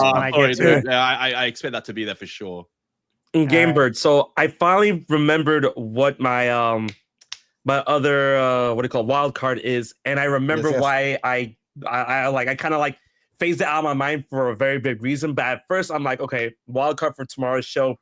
Playdead's third game, right? And the reason why I'm like, that's probably not gonna happen because of the ongoing lawsuit that's going on right now. So sure, maybe that's a cool pick, though. Yeah. That's an awesome pick. But yeah, that stuff with the former co-founder, yeah, it's getting really messy between them, but whatever. All right, Nate, what do you got? What are your picks? So you guys have gone through a lot of them. I just closed my list. Here it is. So obviously there's some on my list here that some of you guys have talked about, like Mina the Hollower. Great game. I can't wait. I just expect this thing to be there.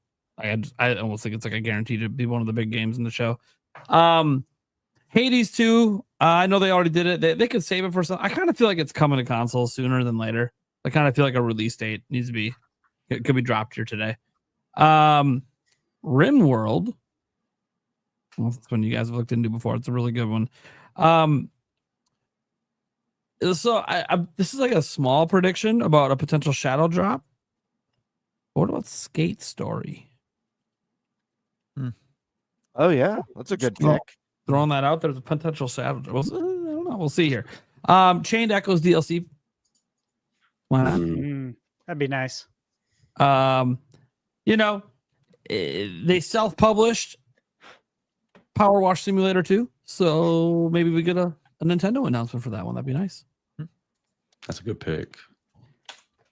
Windblown. You guys don't know what that one is. You gotta look it up. Bendy Lonely Wolf. Yep. A good one. This is one I've loved ever since the very first trailer. Mouse PI for Hire. Oh yeah, I got that one. Looks fun. Awesome. That would be really fun. I'd love to see that in the Indie World tomorrow. Yeah, and then I had Yooka-Replay, but you stole my thunder from me before. I was like, no one's mentioned it yet. I'm gonna be the first. I'll see my way out. As for any sort of dream game, look, I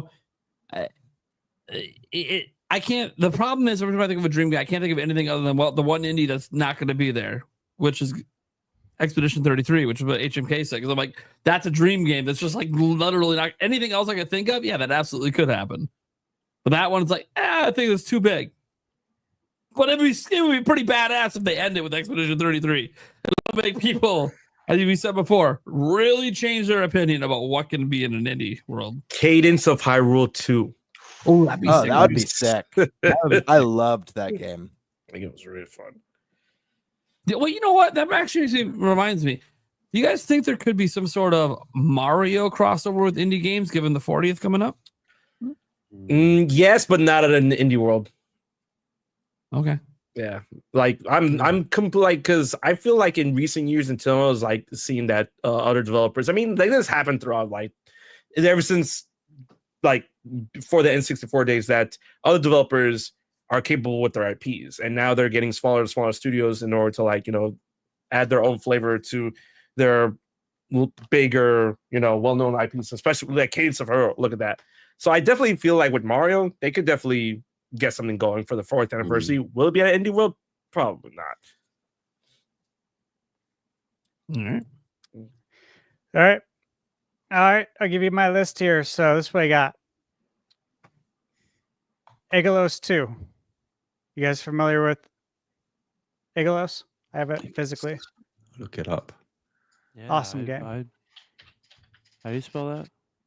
Aggelos. Really cool game. Oh, yeah, no, this looks cool. The trailer for part 2 dropped recently, and I could definitely see this is a good candidate and a game that people probably aren't thinking of, but it's done very well. You know, it sold well enough to get a physical edition, which, as we know, that's the sign that an indie game did well. If it gets that physical edition later on. Oh, yeah, I would totally buy this. It's a great game. It's usually pretty inexpensive too for the standard price, but it's on sale often. Totally worth it. Okay, so the next one, for sure. I've been tweeting about it. I expect it tomorrow. I wouldn't be surprised. I don't think this is going to be one of the games that is shadow dropped based on their most recent tweet that they're doing the Q&A testing, but it is Yuka Replay. This is a game I've been very excited for. I was part of the original Kickstarter for Yooka-Laylee back in, I think it was 2015. So this is a game I'm really excited for. Yeah. Very excited for it. Obviously, 3D platformer fans, Banjo-Kazooie fans of rare games. This is where it's at. It looks very good. It looks like they're going to reach their actual vision with this game. The one that came out on Switch. You know, I think they would have preferred that it performed better, but obviously with limitations. But I think we've all seen it, the trailer for this game. Yeah. Looks phenomenal. The water looks great. Water graphics look really nice. Okay, so Mina the Hollower, of course. Again, been excited since it was announced because this is taking games that are very near and dear to me and blending those formulas together, like Link's Awakening, Castlevania. Love the Yacht Club. Love games that are in that art style as well. I grew up on the NES, so clearly very excited for this.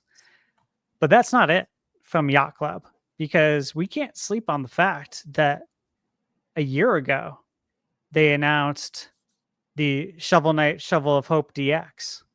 And I've looked into it for updates. No updates, radio Nothing. silent. Yeah, and I believe they're waiting honestly for this. Yep. Yeah, I it makes agree. sense because the date's been 2025. Perfect time to show it. It sells best on Nintendo. We had a Shovel Knight amiibo. I mean, kind of makes sense, right? There's a partnership there.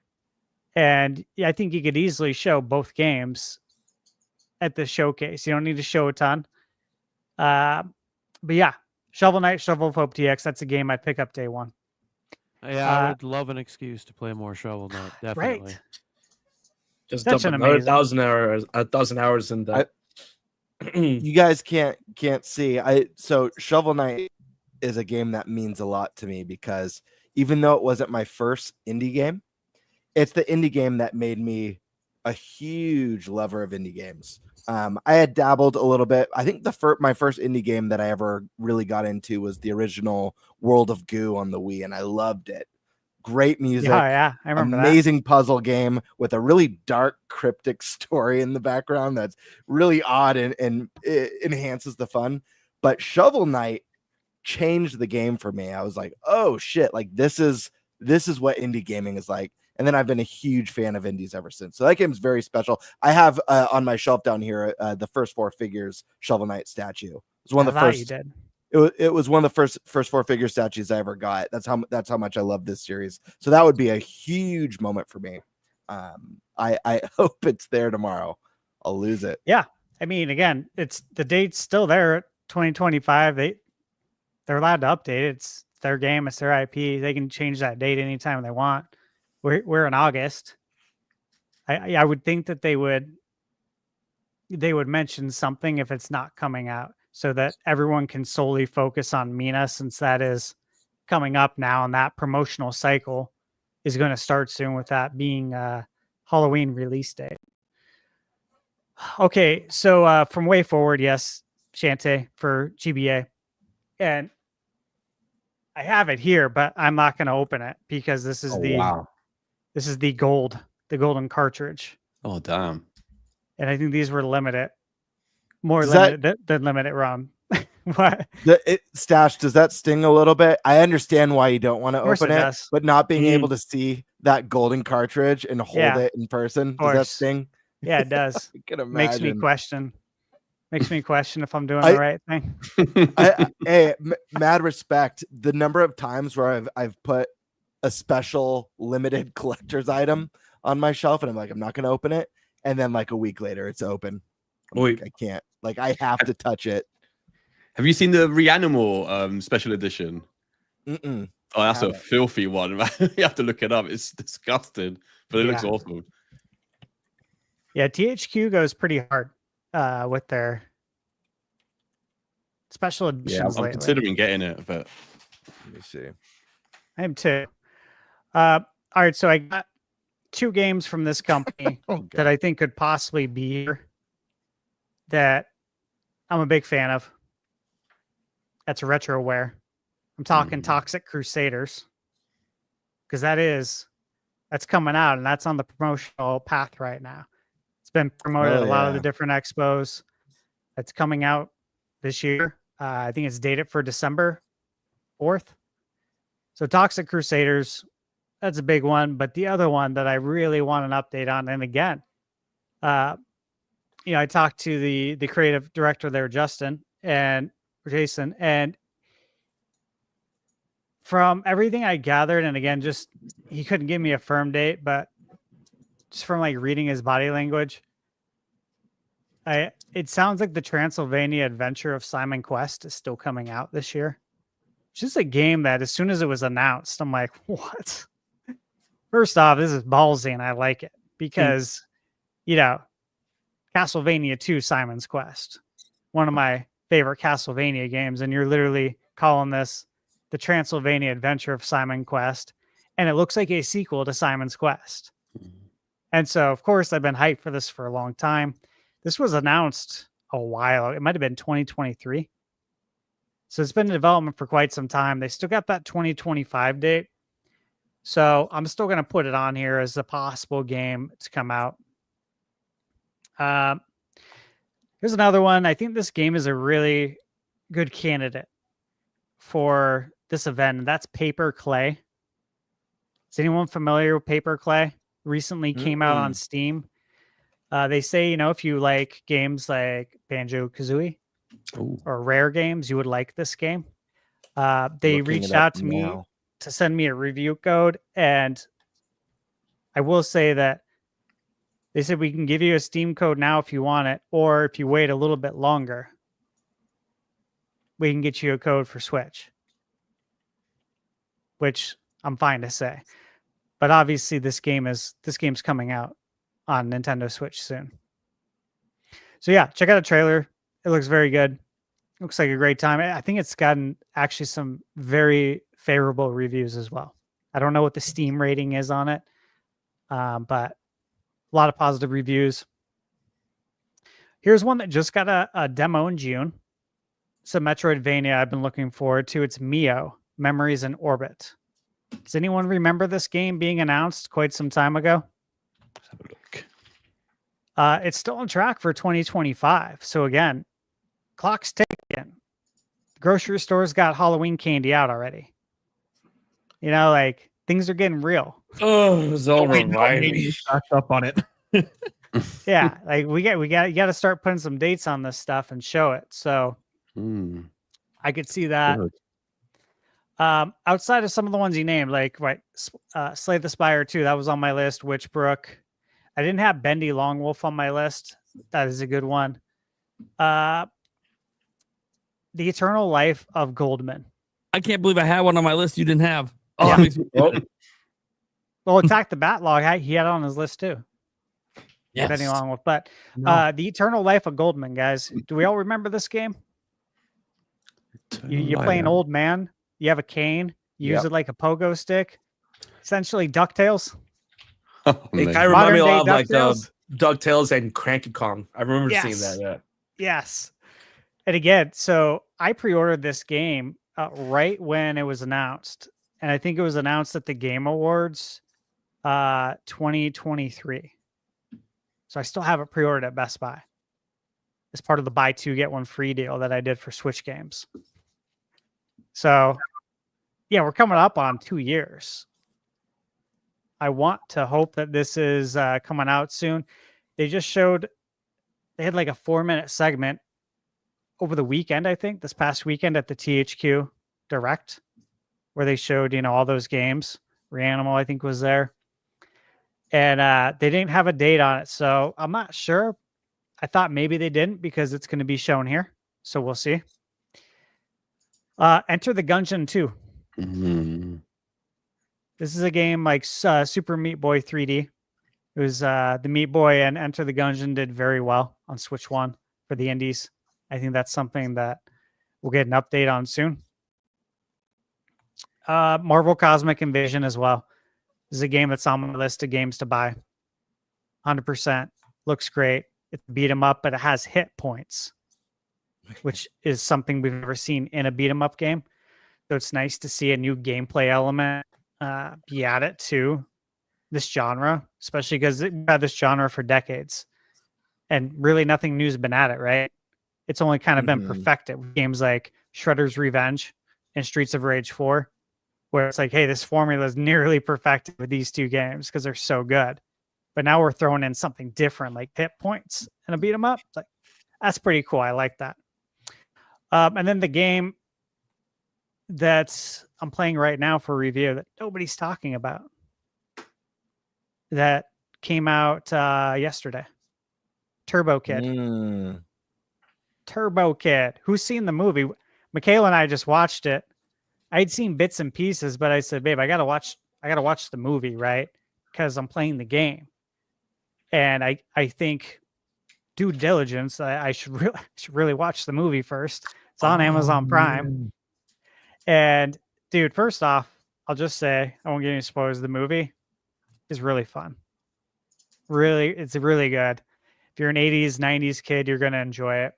It's quite gory, but it's in a comedic way. So Michaela still watched it. She just looked at me in a disgusted look, like, I can't believe you're making me watch this kind of look. But she didn't like walk away. I kind of gave her the look, like, just deal with it. It's fine. Get over it. So this is a Metroidvania game where you ride a BMX bike in the actual game, and that you can get off the bike as well. And you have like an attachment on your arm that literally looks like the Power Glove. It's supposed to look like that. And it's like an arm cannon, like Samus's arm cannon. It looks very, very cool. This is a game that came out on PC a while ago. When I say a while, like within the last year, and I had saw that it was coming out for Nintendo as well. I'm like, you know what? I'm going to hold. And I'm glad I did. And from what I've seen so far, just booting it up, Switch 1, it shoots for 60 FPS, but it doesn't hit it. Switch 2, super smooth. So that's a good thing too. That's it. If we see any of these games, I'd be very happy. Hades 2, I will just mention, it did get its final patch. Supergiant Games put that out there last week. And again, I played this at the Switch 2 experience. You know, this has been in early access for a very long time on PC, over a year. Hades sold extremely well on Nintendo Switch. Like, that's how it really, really took off, was on Switch. I love this game. This is a day one pickup for me. So seeing that it got its final patch and they said it's complete, that could be a possible game. It could be one that we get a shadow drop for. It could be. It's hard to say, because to me, that's a really big title that could go play with the big boys at the General Direct. Like, I think Mina, that Shovel Knight, and obviously Silk Song, that can go play with the big boys at the General Direct, no problem, and people will still talk about those games. So I kind of go back and forth. But if you want to really own the indie world, you go do that, right? I think it's being shadow dropped. That's You why do? I predicted it. Yeah. Listen, it's been in early access for a long time. How did that version feel? Yeah, it's not that you early played? anymore, right? Yeah, it's not early. It's late access.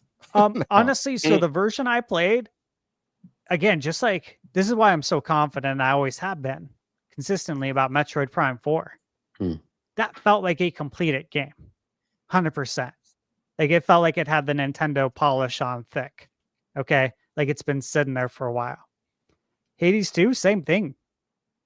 Like it felt like a completed game, which is why I really believe that it's not going to be late. I would presume that Hades would be between August and October. So we'll see. Yeah, but it felt completed. That'd be badass if that came out tomorrow. Yeah, that'd be really cool. We'll see. I can't wait to see what the 3 games are tomorrow. All right, that's my list. Hopefully we see some of those. Like literally, please, please, please. let us see some of those. Don't make it a full farm sim 15 minutes. I love farming though. Nate, you Yeah, look like you're having a good time over every there, day. dude. Don't sleep on Farming Simulator on Switch 2. Because anyone who plays Harvest the Welcome Moon Tour 12. knows. Dude, anyone who plays the Welcome Tour, there's a demo where you literally use your Joy-Con as a saw. And it sounds like it, and it's crazy. And it tricks your mind in a way if you've ever played digital pinball. The way digital pinball kind of tricks you into thinking, like I have the arcade one up, Star Wars pinball, right? And you got the solenoids, and it literally tricks you into feeling like it's a real pinball once you start playing it. It was the same thing with this. And when I was looking at the PAX West list of who's going to be there, they're going to be there. Farming Simulator. All I could think is like, dude, that would be such a good hands-on demo for people to try. Like, come over here, try it with the Joy-Cons. You know what I'm saying? That and Power Wash Simulator were the 2 games I was saying that could have the best versions on Switch 2 because of the tech. But we'll see. Don't sleep on the Farming Simulator, the actual farming one. It might be fun. For once. Okay. Cool. All right. Well, tune into the indie world tomorrow because that's going to be awesome. We'll be live streaming it for sure. Me and Stash are going to be doing it together again like we did for the direct. I got a feeling this might just become a common theme that me and Stash will be doing all these reactions together, which is all Yo, good. they need to stop making these presentations early in the morning, man. I'm trying to sleep. Dude, I know. I'm going to be up at 4 a.m. to be live NBA Live at 5. Yeah, man, crazy stuff. I know. You gotta say that. It's like 4 a.m. for me right now, man. Yeah, right. Oh boy, 4 a.m. I'm about to have breakfast on the podcast. Hell yeah. You should, man. Dude, that breakfast sounds good. I might have to go make myself some. You know, waffles Everything sound like they sounds get good hit to right you now. right now. Yeah, everything sounds amazing right now, by the way. Anyways, so yeah, look, guys, Indie World tomorrow, we're all probably going to be reacting or talking about hopefully some cool stuff there. We got to go back to what our original second topic was going to be, though, because the Birdman, I don't know if he was telling the flock to fly away and it was yanking cords, but it is what it is. You're here now. What are we talking about? So we're going to be talking about the sales data. Sales data is in for Switch 2, baby. These numbers are quite interesting. According to Nintendo Switch 2 sales data, they have sold more than 6 million units in 7 weeks. 6 million units of the Switch 2. Their sell-in for June of Switch 2 is 5.82 million.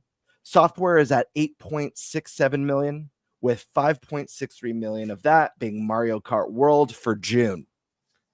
So, these are some pretty crazy numbers. What are your guys' thoughts on this? Do you think Nintendo keeps the momentum going? Numbers, thoughts, people, come on, ThunderStash. Yeah. Tombstone. What are we thinking? Yeah, I'll go ahead. So Yeah, first off, obviously, the numbers are great, right? The first thing that pops out is, again, what we've talked about many times on the podcast, and that's the attach rate for Mario Kart, which, again, all goes back to what I was saying last year, which is Mario Kart is going to be the driver, right, to promote other Nintendo IP, which, again, I'm not budging on that. I still think we're going to get plenty of Mario Kart DLC throughout the Switch 2 life cycle. And this is free advertising for Nintendo when you're literally advertising new IP within your game that has a crazy attach rate like Mario Kart does. Because you're going to get a new cup or new characters, and people who don't know them are going to be like, who's this character? What game are they in? Let me look it up. Oh, maybe I should play this. I haven't heard of this. It's great. Like, easy money right there. So again, this attach rate plays perfectly into that, in my opinion. As far as the momentum, look, you launched a console in the summer, right? There's a lot of stuff going on in the world with obviously the economy, cost of living, tariffs, however you want to break it down. It's not necessarily not the best time, right, to release something expensive. Period. Whatever it is, whatever product it is, people are being squeezed right now. And despite that, breaking records, shattering them, total annihilation. And so I look at that, and it's August. Obviously, we're coming into the big holiday, Christmas, right? 2025 here. It's Mario's 40th. Got the Mario movie we're going to be hearing about soon. I feel like everybody's going to be talking about Nintendo. And I see the momentum continuing. I don't see it dropping off because, look, we're about to get more games announced too. We're going to start getting dates. And it's your first holiday on the market as a new console. We know what that means. But again, there's other factors. We got something like Metroid Prime 4 that the hardcore, me included, have been waiting for a very long time. We got the Zelda fans getting fed. And even if you're a newcomer to the Switch world, you literally have 4 Zelda games. They got a Switch 2 upgrade. So if you haven't played those before, now's a great time to play them. There's a lot of good, positive things going on for Nintendo. Momentum's definitely one of them. But you look at that, you look at Universal Studios and the Donkey Kong exhibit opening, Donkey Kong Bonanza, Masterpiece Theater, everyone's loving it. And you kind of add all those things up, it's like, man, despite the cost of it, despite things that you can't control, like costs in the world, I still think it's going to sell absolute gangbusters, and it's going to continue to in the next year because of the Mario movie in April, right? Mm-hmm. And then it's going to continue to the following year because of Zelda coming out on my birthday, my 42nd birthday on May 7th. You know what I mean? I look at all that stuff. It's like we've never seen Nintendo be able to have a like new console launch and then also all the stuff going on with the theme park to where it's exciting. There's a lot of new things going on. There's new attractions. And then the movie stuff. It's like, not only do we have one coming out that we're waiting for a trailer on that we should get in September, but we already know the release date of the first ever Legend of Zelda movie. There's a lot of excitement just in general around Nintendo. So yes, I think we continue to see the sales numbers grow. I think they're going to break records left and right, and it's going to be a lot of fun. So that's where I'm at with that. GameBird, you want to talk about the second topic after we've all went, right? Mm-hmm. Okay, sounds good. All right. ATB. Thoughts on these initial sales? What do I think? Yeah, it's crazy. I am kind of surprised a little bit. I am surprised because I thought after the Switch, I thought with the Switch 2, that kind of big surprise element was kind of gone, right? Like we knew we were getting, like we'd seen Joy-Cons before, we'd seen the hybrid system before. So by this time, I thought, like I knew it'd be successful, but in my head, I thought it's never going to catch the original Switch. Like I don't even know if I thought it would get close, and especially like it's hard to forget. Oh, it's easy to forget like how much negativity there was, not from Nintendo fans, but from like kind of the people outside of like, you know, Nintendo fans, right? Like it was like with the Switch 1, it was like, oh, it's another gimmick. And then when the Switch 2 was shown, like the people complaining they didn't have enough gimmicks. So there was like that. Then there was the price of the machine people complained about. Then there was the price of Mario Kart that people complained about. And so all of that got me thinking, man, I wonder how this is going to do at launch, you know? So, and then obviously it's done crazy numbers, but even at launch, like there was still negativity, right, from like outsiders, you know. So then we got the negativity with the screen apparently being awful, like if you play it in a dark room at 11%. So like there was that. So but like despite all of this kind of stuff on its back, it's still just like selling and selling. And like I think like Stash is right, because like if Mario Kart is selling this well already, like I think Mario Kart World in 2 years is going to look like a completely different, well, not completely different game, but you know, it's gonna evolve massively, because they can do whatever they want with that map. Like they can treat it like Fortnite and just keep expanding it, create new types of challenges. Like I think it's gonna look vastly different in 2 years. And then like on top of that, whereas like the Switch 1 took like a while to get like a lot of third parties on board, now like I read a week ago, where is it Moon Studios, the guys behind Ori, where they're talking about their next game and they're talking about possibly skipping the Xbox to put it on the Switch. Yeah. And place it was like that never would have been like imaginable years ago. Like the fact that in the first few months a developer is already saying that about a Nintendo console is insane. So like I think Stash is right. Like I think I've come to the conclusion where it almost doesn't matter what people throw at it. Like and at the end, it almost doesn't matter about whether it's got gimmicks or not. It always comes down to the games. And this time, Nintendo's going to keep making amazing games. This time, they're going to have more third-party support earlier on as well. So like, and then if you've got like an Xbox that's selling less and less, then they've got less competition. So then I kind of see it as though, yeah, I think they're going to just keep growing and growing and growing. Which is it's just insane to me though, like, considering the higher price and everything else, and the negativity that people just keep finding from somewhere to complain about, but it still just keeps going. So yeah, it's incredible. Like I've kind of learned to not be surprised now, but it's still amazing. Hell yeah. Well said. Nice. Eric, thoughts? Yeah, I mean, seeing these numbers and remembering the amount of bitching that of the prices and stuff, man, it seems like Nintendo made bank on it. So I'm happy for them. I like to see the Switch doing well, but yeah, I mean, I don't really have much. It's sales data. Do you think they keep the momentum going forward?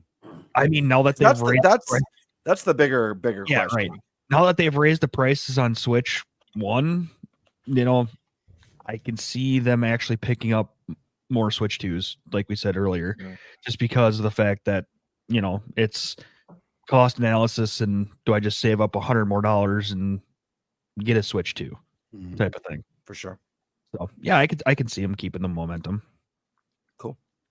Darren, what are your thoughts, bud? Yeah, I think this momentum is going to keep going. So I'm sure most of us got a Switch around launch, but me personally, I only got mine last week. And I was one of the people doing the bitching, we'll say. The whole price thing and everything else going on. I was like, I'll wait, whatever. But I just happened to be in GameStop last week, and I was like, you know what?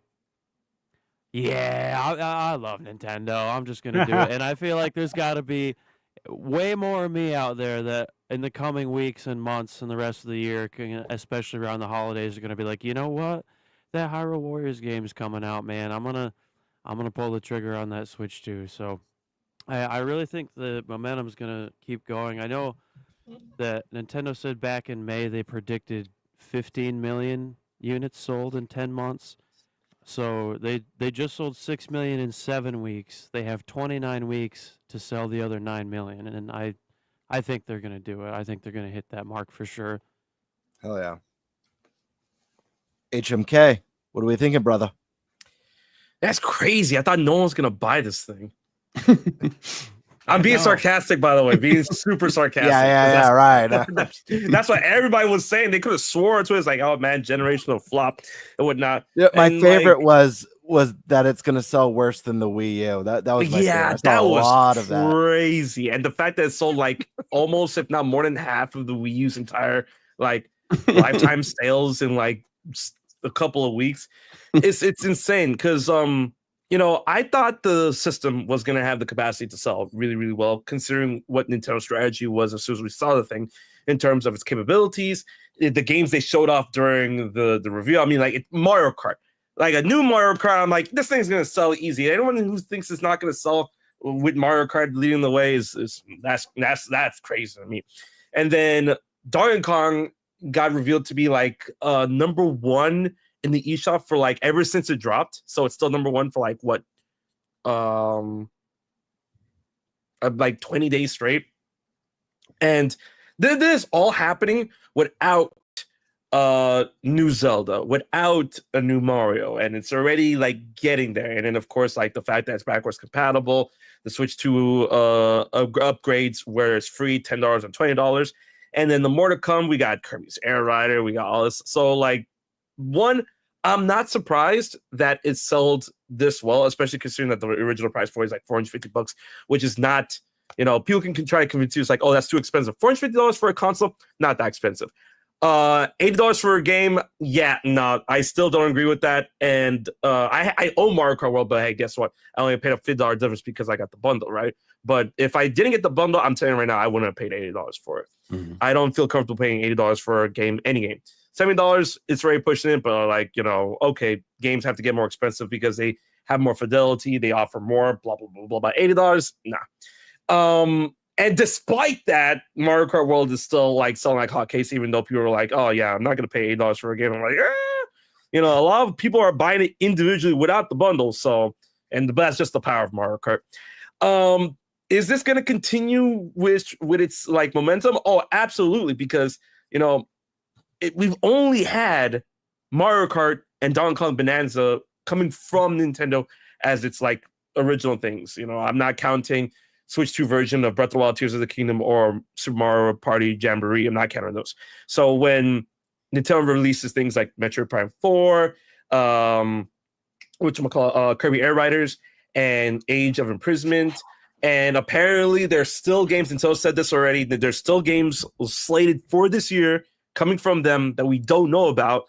I'm saying that I'm still saying that like I don't think it's out of the realm of possibility, especially considering it's the 4th anniversary, that we're gonna get a new Mario game by the end of the year, right? And if that happens, then come on, everyone and their mamas are gonna have it's game over. Oh yeah, they're gonna have a Switch 2 in their hands. And then I keep saying to people that a lot of times for consoles, a lot of times for products in general, the first year is always the most important. And we're sitting at like more than 6 million units, right now for Switch 2. Mm-hmm. Yeah, we're sitting at more than 6 million units already. And Nintendo's going to hit that number. I feel like they're going to go past that number within 10 months. And next year is going to be even crazier because Nintendo learned with the first Switch. They went in that first year and they did not stop like year after year. Because like, look at that first year for 2017 for Switch. Breath of the Wild, Mario Odyssey, Splatoon 2, ARMS, Xenoblade 2, Mario Kart 8 Deluxe. You can argue, but I mean, it's still Mario Kart 8 Deluxe. That was like year one. The second, we got Smash Brothers, right? Among everything else in 2018. So like, for me right now, even though we still don't know the full slate of this year's already looking crazy, and next year is just going to look crazier to me. So, yeah. Totally. Primal. What are we thinking? So this whole conversation is always fun to me because there were so many people that were saying this thing was going to bomb. I mean, we knew a week, 3.5 million, 4 days. Okay. Yep. totally bombing out. Well, that's just initial sales. Okay, cool. Yep. Yeah. Well, They bring the new argument is that it only sold really well because they overly shipped it. Oh, and yeah. it's just going to completely fall off. That's what everyone's saying. It's going to completely drop off. Supply and demand. Oh, Yeah, it's always something. It's always something. that's crazy. You know, and to be fair, Nintendo did not increase their projections for how many Switch 2s they plan to sell this fiscal year. So they stayed the same, but it's still 15 million, which is that's a hell of a lot of systems in like what 9-10 months.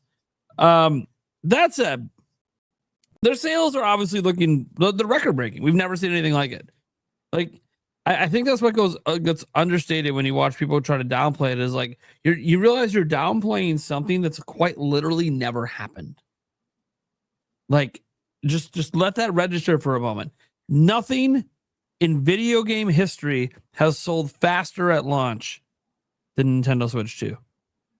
Literally, they've shattered all the records. People just act like it's not a big deal. And by the way, they shattered all those records before the end of June. Like we're in August. You know, like I'm not saying the record-breaking pace is going to continue. We obviously have no idea. It's going to be reliant upon a strong cadence of games and all of that. And right now, drag and drive. No offense, I don't think you're going to move too many units. But yeah, as we're waiting for that next wave of stuff and announcements from Nintendo, I really do think that the sales are in a good place. I don't think there's any other way you could possibly describe it other than good. Hopefully, look, it's really on Nintendo to keep the demand going. So I'm happy where it's at, and I'll just pass on from there because I can ramble because I am gone.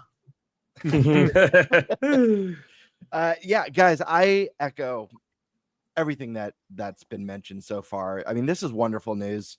No one, regardless of what your primary console is, regardless if you care about Nintendo at all, this should be news that's celebrated because if the Switch 2 is doing well, the video games industry is doing well. This is good for gaming, period. No other way to look at it. You should not be rooting for any console to fail. It hurts the industry. It's silly. No need to bring the console wars back. And I know that it's a small minority online that's very loud. Most people don't share those views. Most people are going into the store and being like, hey, I loved the Switch. I want Switch 2. Or, you know, I've seen new Mario Kart. I want the Switch 2. It's just awesome to see that the console is just hit the ground running, is hitting home runs right from the start. I really believe that they're going to keep the momentum going. If there's one lesson that I think Nintendo learned during the Switch 1, it's that software is what makes or breaks a console. And Switch didn't need to be the most powerful, but it has just look back on the last 8 years and think of all the incredible games that you have at your disposal on the Switch 1. The library is unbelievable. They just need to do that again. And I think they know that. Not to mention Nintendo's at the height of its popularity right now. Nintendo's unbelievably popular right now. They've got the movies coming out. They've got the theme parks. They just opened up the brand new Donkey Kong Land at Universal. We've got rumors of Zelda stuff coming to the attractions and Pokemon. There's a Pokemon park that's opening up. Really, really cool stuff. Nintendo's really, really getting popular. Do they do everything right? No, but they're doing a lot of good things here. Switch 2 is a killer console. I personally never had an issue with the $450 price. I actually thought that was a great price for the Switch. I don't want it to be $500, but I thought when the price was revealed, I was like, oh, this could have been a $500 system. Easy. It could have been. I'm convinced because now. you're getting a it will be now, but what you're getting, the tech and just the hybrid nature, you know, people like to make the Steam comparisons. Switch 2 is better than the Steam Deck. And if you want to add in, the ability to dock to your TV with the Steam Deck, it brings the price above Switch 2. I forget what that add-on is. It's like $80 add-on to play Steam Deck on a monitor or your TV. But are you bringing the console back? No. No. I hope not.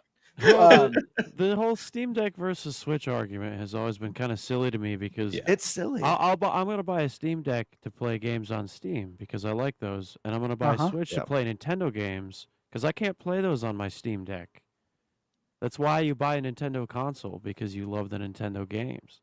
Yeah, absolutely. I'm just talking agree. about the value for the price. What you're getting out of the box. You're getting a much more powerful and much more capable hybrid console that comes with the dock. It comes with 2 controllers. You get 2 Joy-Cons. Those are each a controller that you can detach, hand one to another person, and play Mario Kart. You don't have to go buy a second controller. So you get 2 controllers, you get the portable nature, and you get the dock. It's a great $450, in my opinion, is a great value. But no, I just think that I think that as long as they keep that flow of good and big IP, if we get a big Zelda announcement for next year and a new Fire Emblem and maybe Splatoon Raiders and maybe even the next 3D Mario, dude, think about what kind of year it is. That's not even including all the cool third-party stuff, because we're already seeing unbelievable third-party support for this console.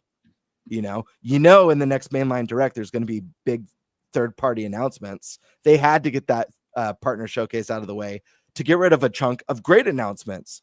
But I don't know. I feel like they're making a lot of the right moves. I think they're going to keep the ball rolling, the momentum high. And I think next year will be telling, but I have a good feeling about this. I don't know that it's necessarily going to hit Switch 1 numbers because it loses some of the novelty of being a new innovative product.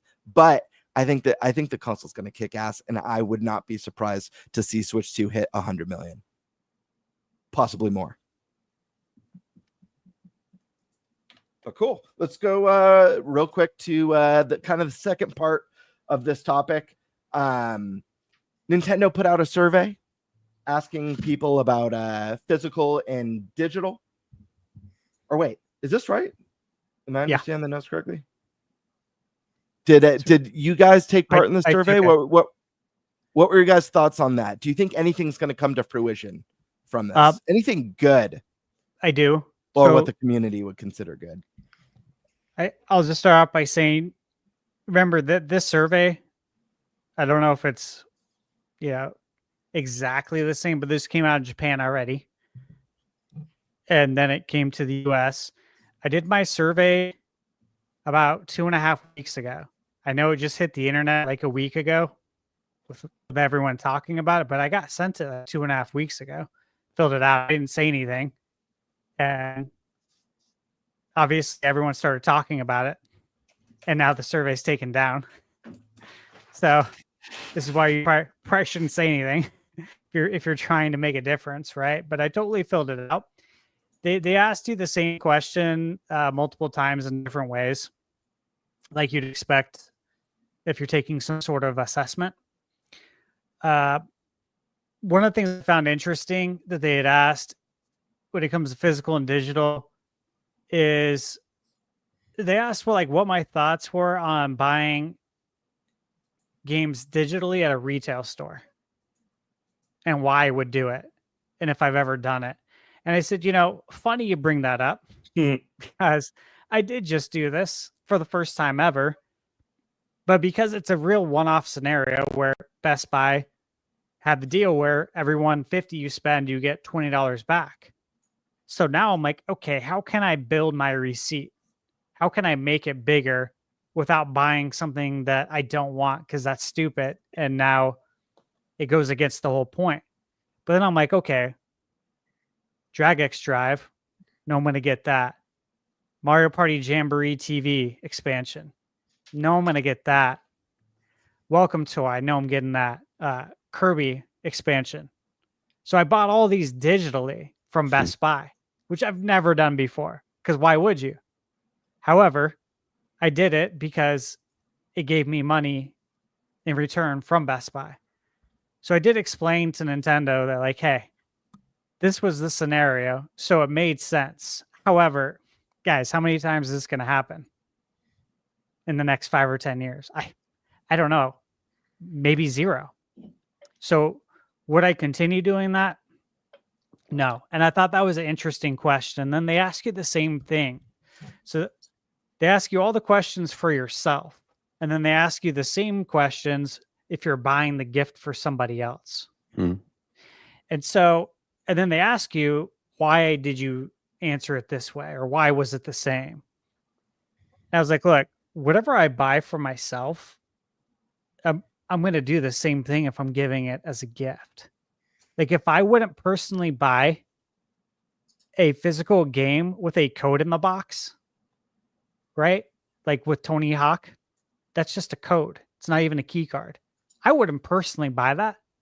So would I personally give that to somebody else? No, absolutely not. I wouldn't give that to someone. Would you feel proud giving that to someone? No. I think they'd be better off adding an option in the eShop to gift a game to a friend. Thank you. I think that's said the that. better option. I was literally cool. bringing this I up said that. earlier in my previous stream. I'm like, why doesn't Nintendo do this? Like, Well, they did. You guys all remember during the Nintendo Wii era, The you could Wii gift era, yeah. games, and I did that.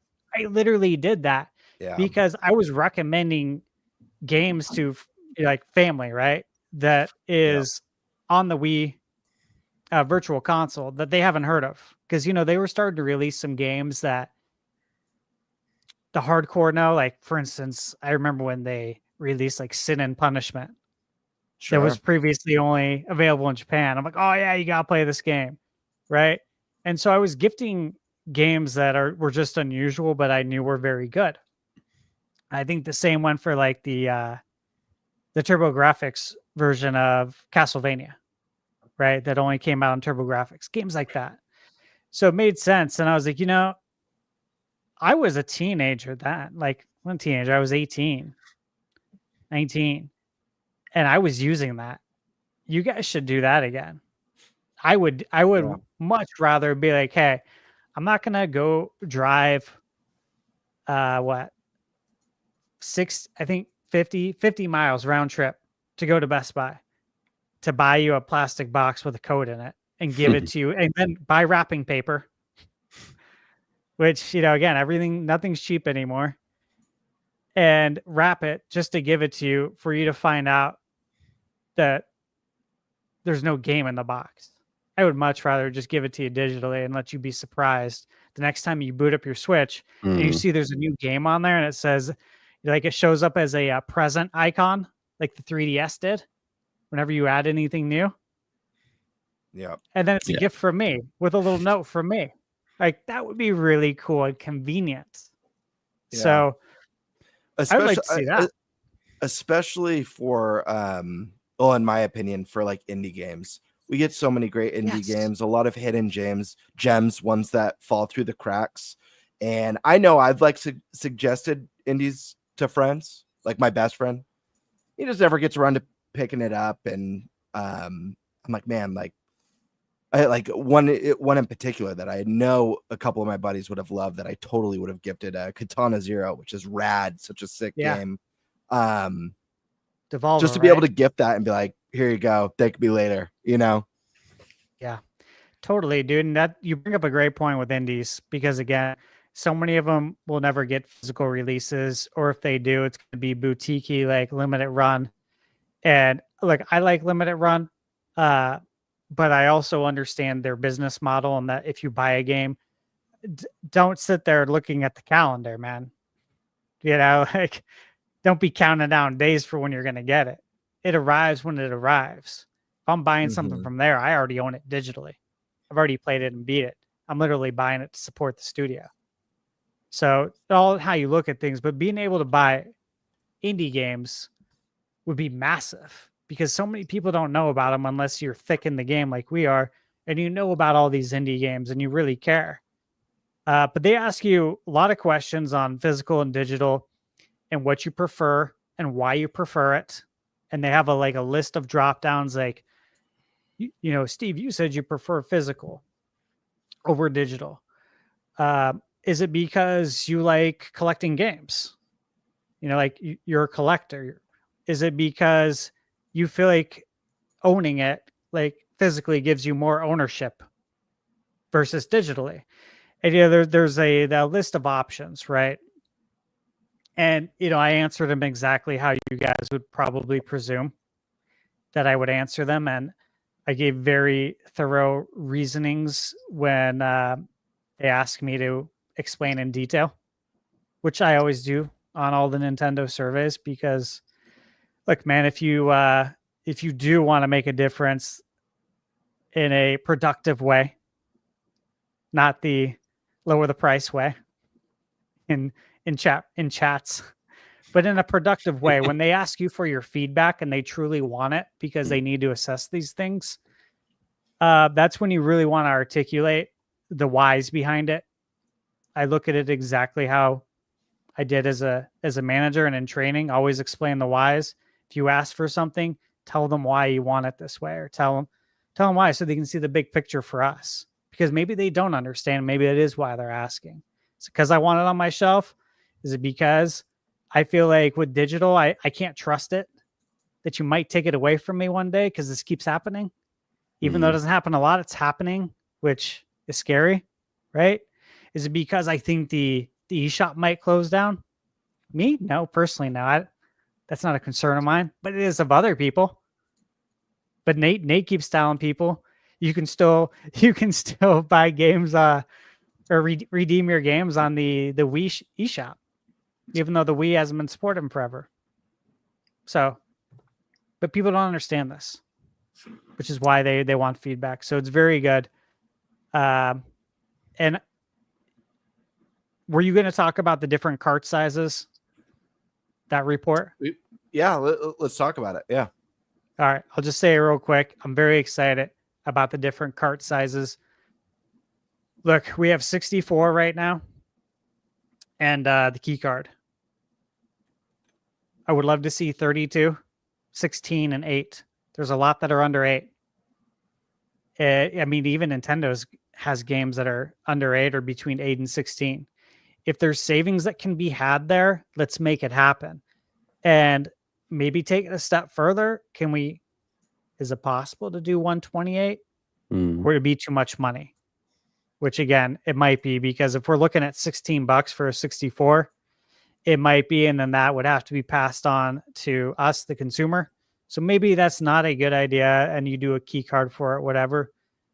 But I look at the indies, right, who all have much smaller file sizes, game sizes, and you can't ask an indie to who for them to have a game released digitally and then get a physical release because they were so successful. That's usually how it happens 90% of the time. And then now you're saying I got to put it on cartridge if anybody wants to buy it, and that's $16. And then you start looking at your cost sheet, and you're really not making any money. You could actually be losing money by doing this. You know what I'm saying? So I would love to see that. That's my answer. Very good. Anyone else want to jump in on the survey? Did they do it? Do you think it's going to make a difference? As well as touching on the cart sizes.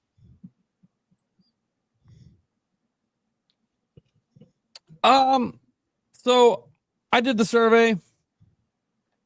A lot of my answers were pretty similar to Stash. I had a few different reasons I gave for different choices I made when they gave their feedback, because I always feel like that's where you get the real feedback in. Whether or not anyone actually reads all the stuff, who knows? But hopefully someone's listening and is, there's no point to even do the survey if no one's going to at least compile the stats. So I feel like Nintendo is just trying to feel out things right now with this whole physical digital thing. If there are new cart size coming, as the report suggests, that would kind of tell you Nintendo's already kind of figured they got to diversify that and give more options for third parties. But yeah, I really like what Nintendo is doing here, and how detailed they were trying to get in. Hey, is there a situation where you would buy physical more than digital? Like there was the one about like, if you're going to buy it as a gift, would you do this? Would you do that? I kind of went in the opposite direction of Stash on that one though, because I'm like, I like handing them something tangible I can hold on to, I did too, but not for the code in the box. No, not the code in the for box. Everything else. And I said that too. Like, I want to gift someone a physical game because it is tangible. Yeah, right? it's something nice about that. It feels like feels more thoughtful, even if it's the same thing. Yeah, 100%. Yeah. So it's the same reason why it feels better handing someone a birthday gift or a Christmas gift that's an item that they can unwrap as opposed to giving someone like an Amazon gift card, you know? Exactly. yeah, it just feels more personable. Yeah. What? The survey was great. The big thing in there is how quickly they shut it down once it started getting spammed. I'm like, I think they got enough responses. I think they get it, guys. Pretty sure it was getting spammed with physical all the way. I got it. Did anyone else here fill out the survey? I didn't know. No. I didn't myself either. But I am happy that this survey is out. I specifically the content, the questions. It just, to me, it shows that Nintendo still does have their ear to the ground, and it means a lot that there's an official means of communication like that they've opened up. Nate, what are you doing?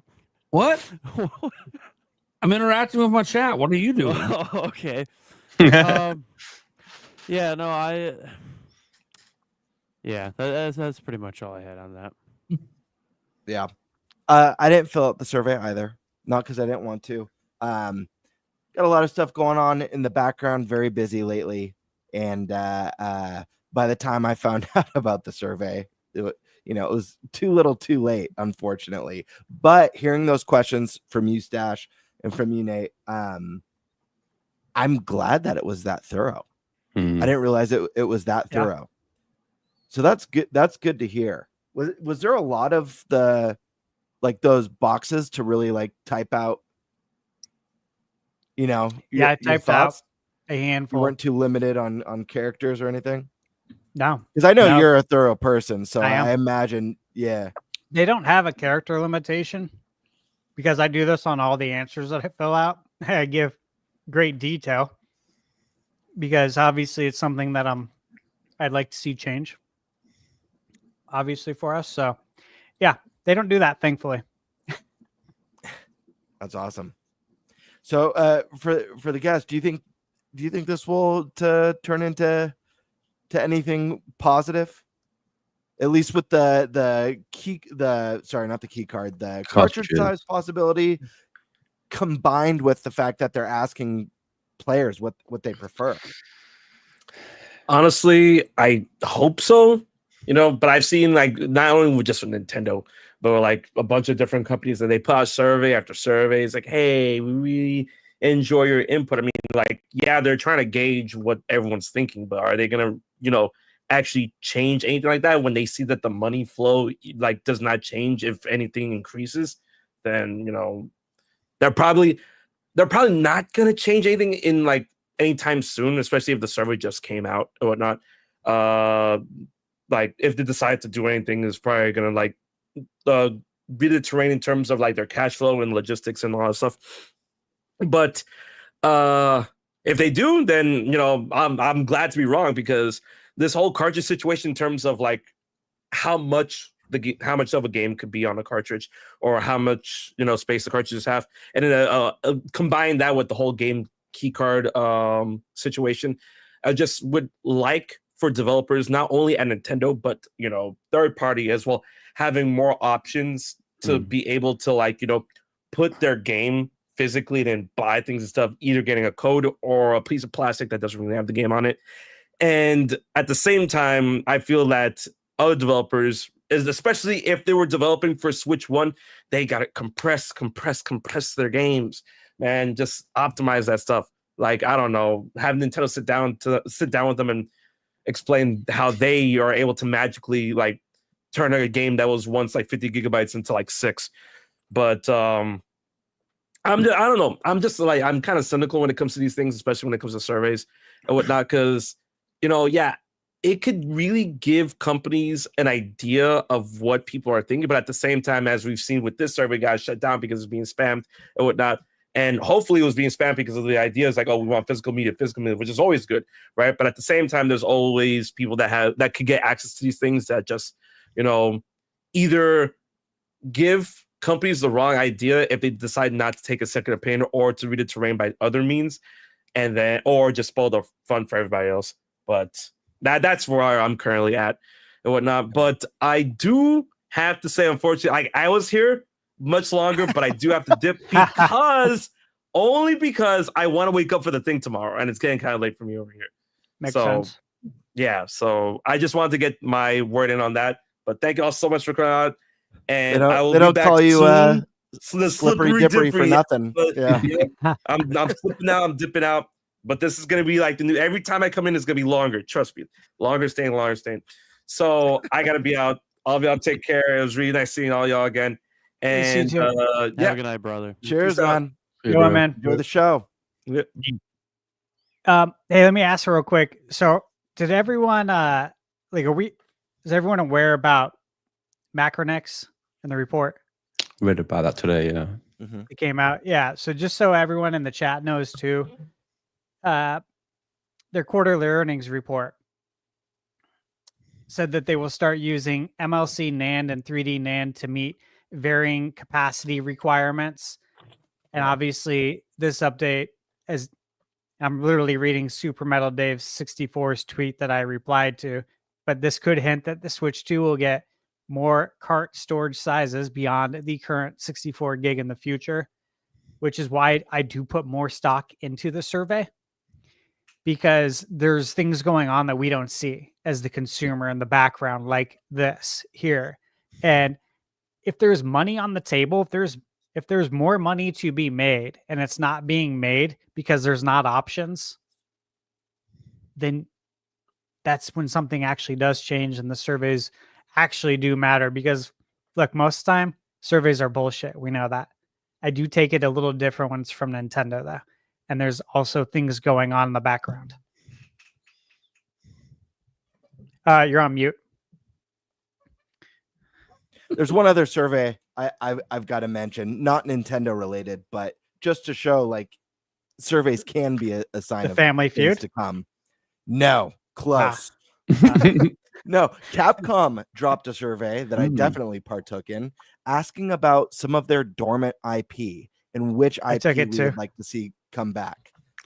Two of the games on there were games that I have been begging to see make their triumphant return. Onimusha, one of my favorite series of all time from the PS2 era, and Okami, a game that was on the PS2, the Wii, and is now on modern hardware.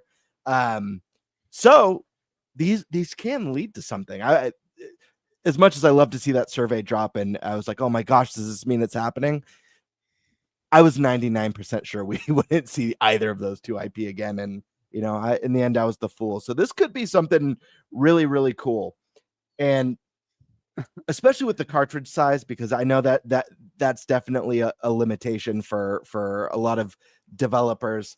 The thing that I'm struggling with, because I'm a collector like you, Stash. You guys can't see this. The wall that I'm facing is all my physical games. I've got multiple shelves with all my physical games. Obviously, any mainline Nintendo game, first party, I'm buying physical this gen. But I thought so much about this, and I think that I think this might be my last gen that I do physical, because this is something I brought up on a previous show. I think when Switch 2 was first announced, when we first discussed the keycard situation. The problem with sticking with physical, and as much as it pains me to say this, is that eventually we're going to get left behind. And what I mean by that is eventually, whether it's next gen for Nintendo or the gen after, same goes for Sony and Microsoft, they're going to release digital only consoles. No cartridge slot, no disc drive. And anyone who's built their entire backlog on physical media is going to be left behind. You're going to be reliant on using hardware from the past, and you have to hope that stuff stays in good shape, continues to work. And if you take good care of it, it should. But it's just something to consider. Eventually, they'll move on without you. And if you want, if things stay backwards compatible, having those digital titles carried over into the next gen is going to be a huge advantage. I don't know how they're going to bridge the gap. I don't know if the first time they go all digital, they add that, sold separately expansion, cartridge expansion, disk drive sort of thing. You could buy a disk drive right now with Sony consoles. I don't know how they bridge the gap, or they just be like, we just got to cut the cord. Yeah, Sucks. no backwards It sucks. compatibility this time, right? But eventually we get left behind. I think about this all the time. So I would love to see Nintendo make the stronger push. I don't want physical media to go away, but no matter how much I pray for it to stay, it's inevitable. It's the death march. So I've made the choice that this is my last gen. Who knows? Maybe I'll be a hypocrite and I'll still buy physical media and say this time for sure is the last time, but I don't want to get left behind. I love backwards compatibility. That's a huge draw for me. I have attack the backlog. It's in the name. I've been trying to attack the backlog on my Switch too. I've been playing through old games that I never finished, starting games that have been shrunk wrap that I just never got around to. I still want to play the Xenoblade Chronicles X Remaster. I was waiting for Switch 2. I'm waiting for that performance patch, boost. baby. I'm still waiting for it too. It's coming. So these are just things that I think about. I don't want you guys to get left behind. I'm not trying to tell you guys to go digital, but it's something that you should at least be thinking about, because I know there's going to be that shock. There's going to be that shock, that oh my god feeling when you find out it's digital only unit and there's no attachment to play your physical games. So it's well depressing, man. I know. I was in a good mood like 5 minutes ago. It's all over. We're gonna be left behind. It's gonna be we're a dying breed. We are. Oh man! But unless Nintendo's the only one left doing physical, then maybe they get the advantage because they're the only ones doing it. Like I don't know. I agree with that. But I've said that too. They get to own the retail space. It's like with like the exclusives now, right? With like Xbox and Sony losing exclusives, like Nintendo's exclusives now look even more valuable because they're increasingly the only ones having them. So if like in 10 years' time, they're the only ones having boxes, that's gonna like to some people, that's gonna be like, oh damn, wow, like Shelf space, foot traffic. Then the retailers start reducing their share because they say, hey, dude, we need one of you to be here. Yeah. What if we cut you a deal, right? Yeah. Because we need that foot traffic. Otherwise, I mean, you think about it, how many times you went to the store to go pick up a game physically, and that's literally what you went there for. Yeah. There's no other reason you'd go. Yeah. But now that you have my foot traffic, I may stop over here and see what's over there and what's over here. Maybe I'll end up buying a couple other things. Dude, they rely on that foot traffic, so yeah, there's something to be said for that. Yeah, GameBird. I do agree. I've always believed Nintendo would be the last to go. Yes. They'd be the last hurrah for physical collectors. I still believe that. But I don't know. It's scary, man. You know what though? Like it's really depressing because I was with the Switch One, I was almost maybe 95% of my games were digital on the original Switch, which is the first time I'd ever done that. And then towards the end of the Switch One, I started to really regret it. I'm looking at Stash's background now with all those games, and like I used to have that kind of background with DVDs and Blu-rays, and then I end up selling all of them. And like the other day, like I go to Prime or Netflix to watch a film I've got in my mind, and they don't have it. I go for another film, they don't have that film either. I forgot if I had that collection, I could just watch it anytime I want. And I feel like the same now with games. It's like I don't have to re-download something that's 60 gigs or every time I want to play something in the library. I just want to have them there. But I know what you're saying. I feel like I'm maybe in the minority. I think you're right. I think most people, especially young people, like people in their teens, dude, kids just know digital. Kids hate physical media. They hate physical. They hate it. They literally hate it. Yeah. I talked to my cousin about that at Thanksgiving a couple of years ago. He was talking about going over to some girl's house. So, I was proud of him. I'm like, oh, great. Now you're dating girls. Excellent. How's that going? Right. And he said something about going over to watch a movie. And I said something to him about bringing a movie over. He's like, what do you mean bringing a movie over? Like, bring my Xbox over? And I looked at him just like, what? He's like, my movie's on the Xbox. No, like the disc. He's like, I don't have that. Nobody does that. I'm like, I do. And he's like, what? He said something like, how do I even know if she has like a Blu-ray player or something? I'm like, I mean, that's true. And I'm just thinking like, these kids don't know any of this anymore. Like, yeah, he made me, this was quite a few years ago. God, he made me feel old as hell. I'm like, geez. Yeah, I guess it's true. Just to bounce off of that story, Stash, I'm thinking of like, even like friends in my age group that I've like been to their place. I with a few exceptions, I feel like, but I don't know if most of them have any way to play some physical movies. To be honest with you, I don't know if they have a device in their home that can play a physical movie. That's interesting. That's crazy. I'm going the other way. Like, I went on Amazon a week ago and I bought like an old cassette Walkman because they, hell yeah, yeah. And I bought that. I bought like an Eminem album. I was like, oh, I missed that sound. Yeah. That's awesome. Dude, that static sound before I've got a working VCR, baby. Yeah, dude. I spent hours on eBay sifting to find the perfect VCR for my game room because I very much like, I love the 80s stuff. Yeah. So I needed something that had that like strong 80s aesthetic, kind of like futuristic, but also that kind of dated future look. Yeah. I found it and I love it. I use it all the time. I watch in fact I just had the other day Batman Returns. Playing on it good the one. other day. Good one to watch on VHS. Yeah. I can imagine some teenagers scrolling past now. Like, what the hell are these guys chatting about? What am I on? We had to rewind.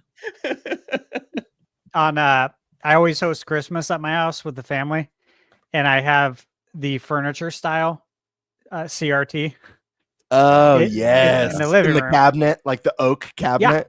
Yeah, exactly what it is. So I got the 85 on the wall, and I have that TV right there, and I always turn it on for Christmas.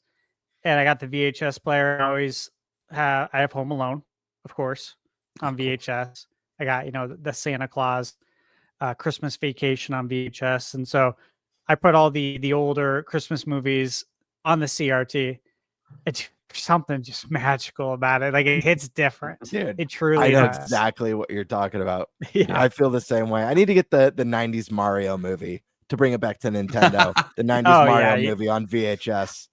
So good. Roll out Stand the by furry that movie. TV and have it playing in the background during one of the podcasts. Would be cool. Yeah.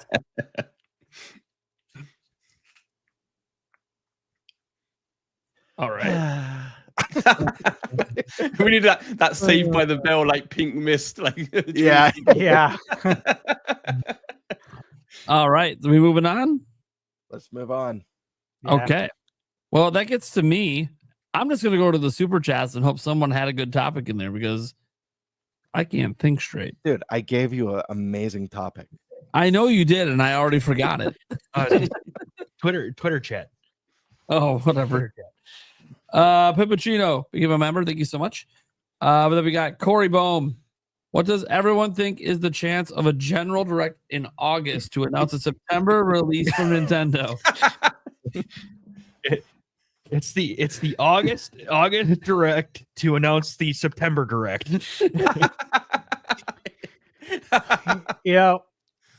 I'll just say that I still look at it as like Nate, we were talking. Where is Elden Ring going to be playable at? Is it in Canada? The Canada event, Fan Expo. Yep. Yeah. So the Fan Expo, Elden Ring is going to be playable, right? And I don't think you have it playable unless there's a release date out there. Now, obviously, that's not an end all be all, but that is preferred. Otherwise, everyone is going to ask you. Everyone that goes up to the demo station, when is the release date?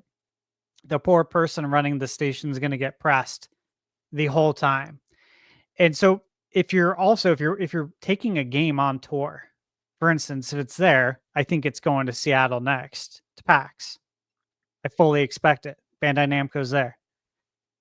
Same thing. You're gonna get hassled the whole time about what the release date is, which is why I put more stock into seeing a direct in August to get these dates out there.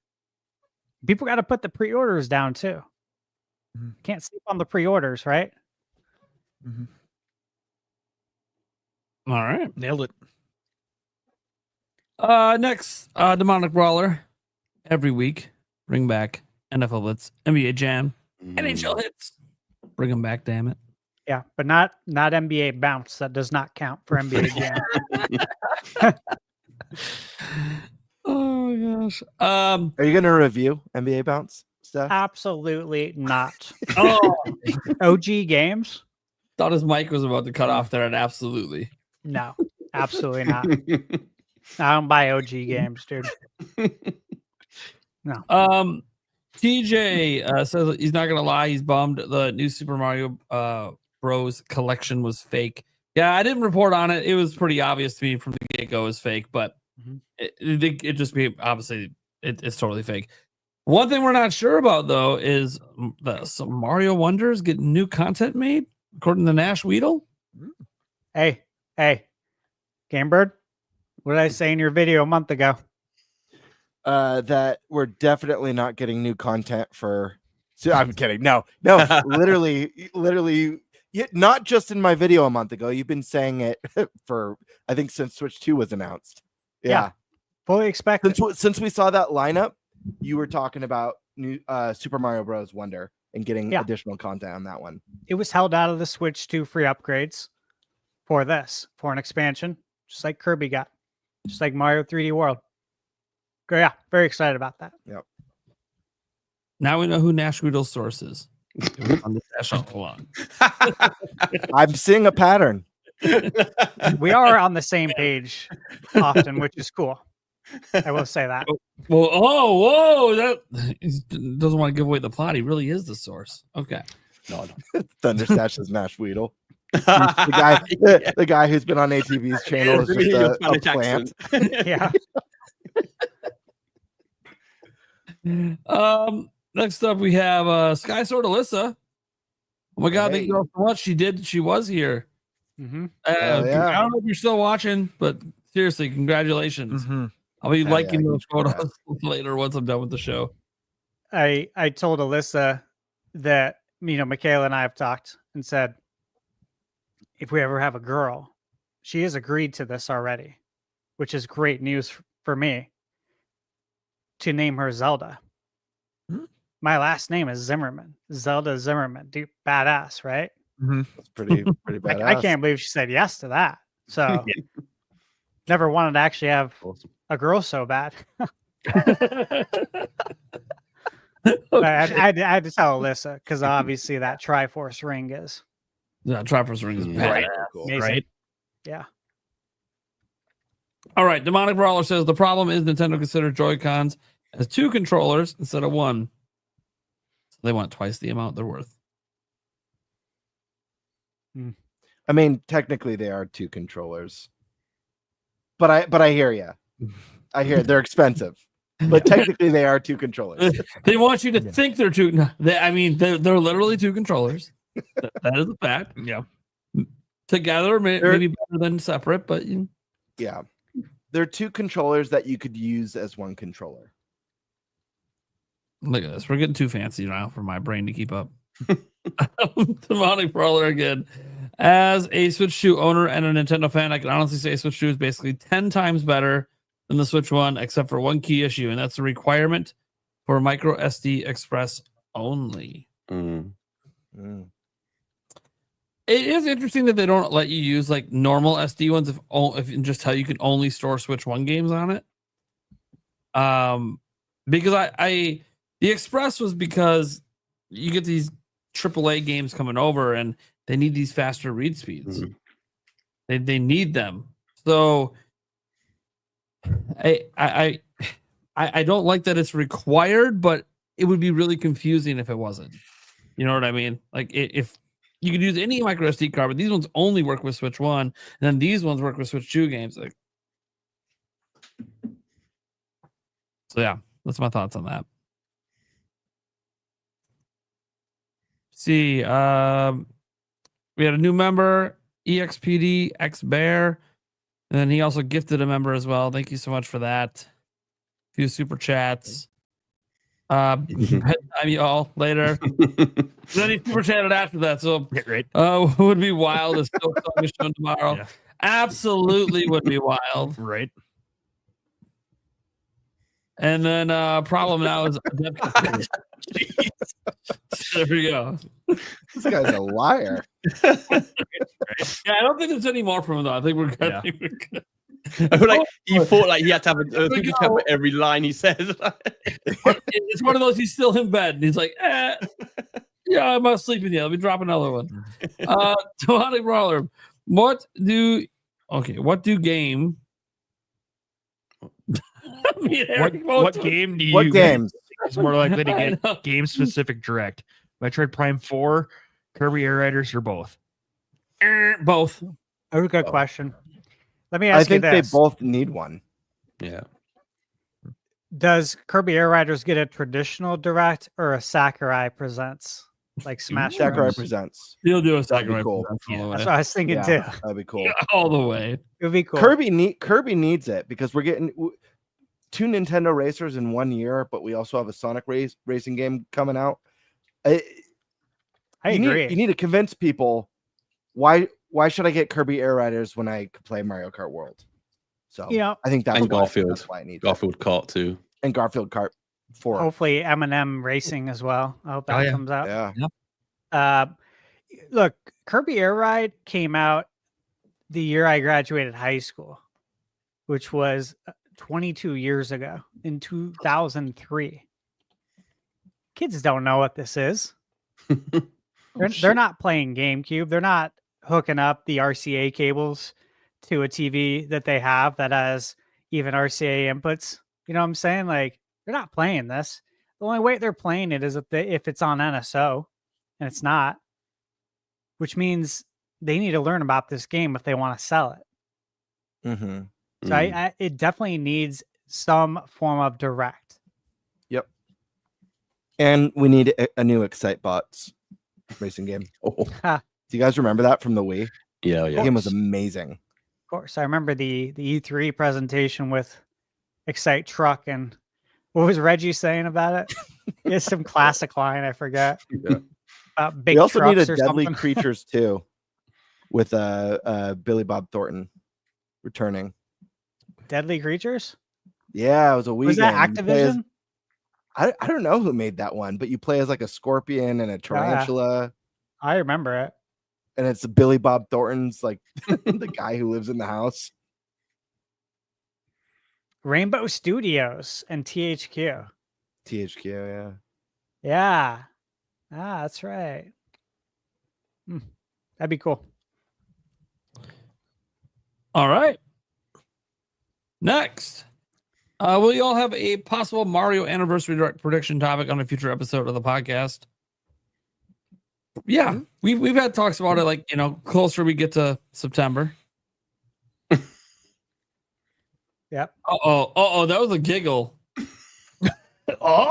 Shit. It's because I was looking at you the whole time, and it looked like you were looking down at this square. So was he looking at me? I can't tell. Yes, actually, I was. I was looking for body reaction. I literally looked up like that, and it looked like we were like making eye contact. He's trying to psych me out. Yeah, you see ATV doing the collar pull with the wipe of the sweat. Yeah, I do feel like I'm in a new plane of existence, and while I'm here, you don't know what kind of trickery I'm pulling out my ass. Yeah, that was good. But yeah, we have absolutely we don't know exactly which week we're gonna do it. Kind of let the month play out a little bit, but it'll definitely be before we get to September. Demonic Brawler is predicting Professor Layton for tomorrow. Okay. I like that. I don't see why not. They are independent. Right. Karkum. Me love 3 good indie shadow drops. Oh yeah. Yeah, me love too. Yeah. Can't wait to see what they are. Me love long time. Demonic Brawler. Anyone else wonder when we'll get a new game added to Retro Realms? Oh, curious what game that would be. I reviewed that game on my channel. I really liked Retro Realms, and I was excited to see what IPs they were going to add into it. Huh. All right. I haven't heard anything. Yeah. I kind of hope they're still doing it. I hope so. But it's been on sale physically on Woot for like $14.99, which means it didn't sell.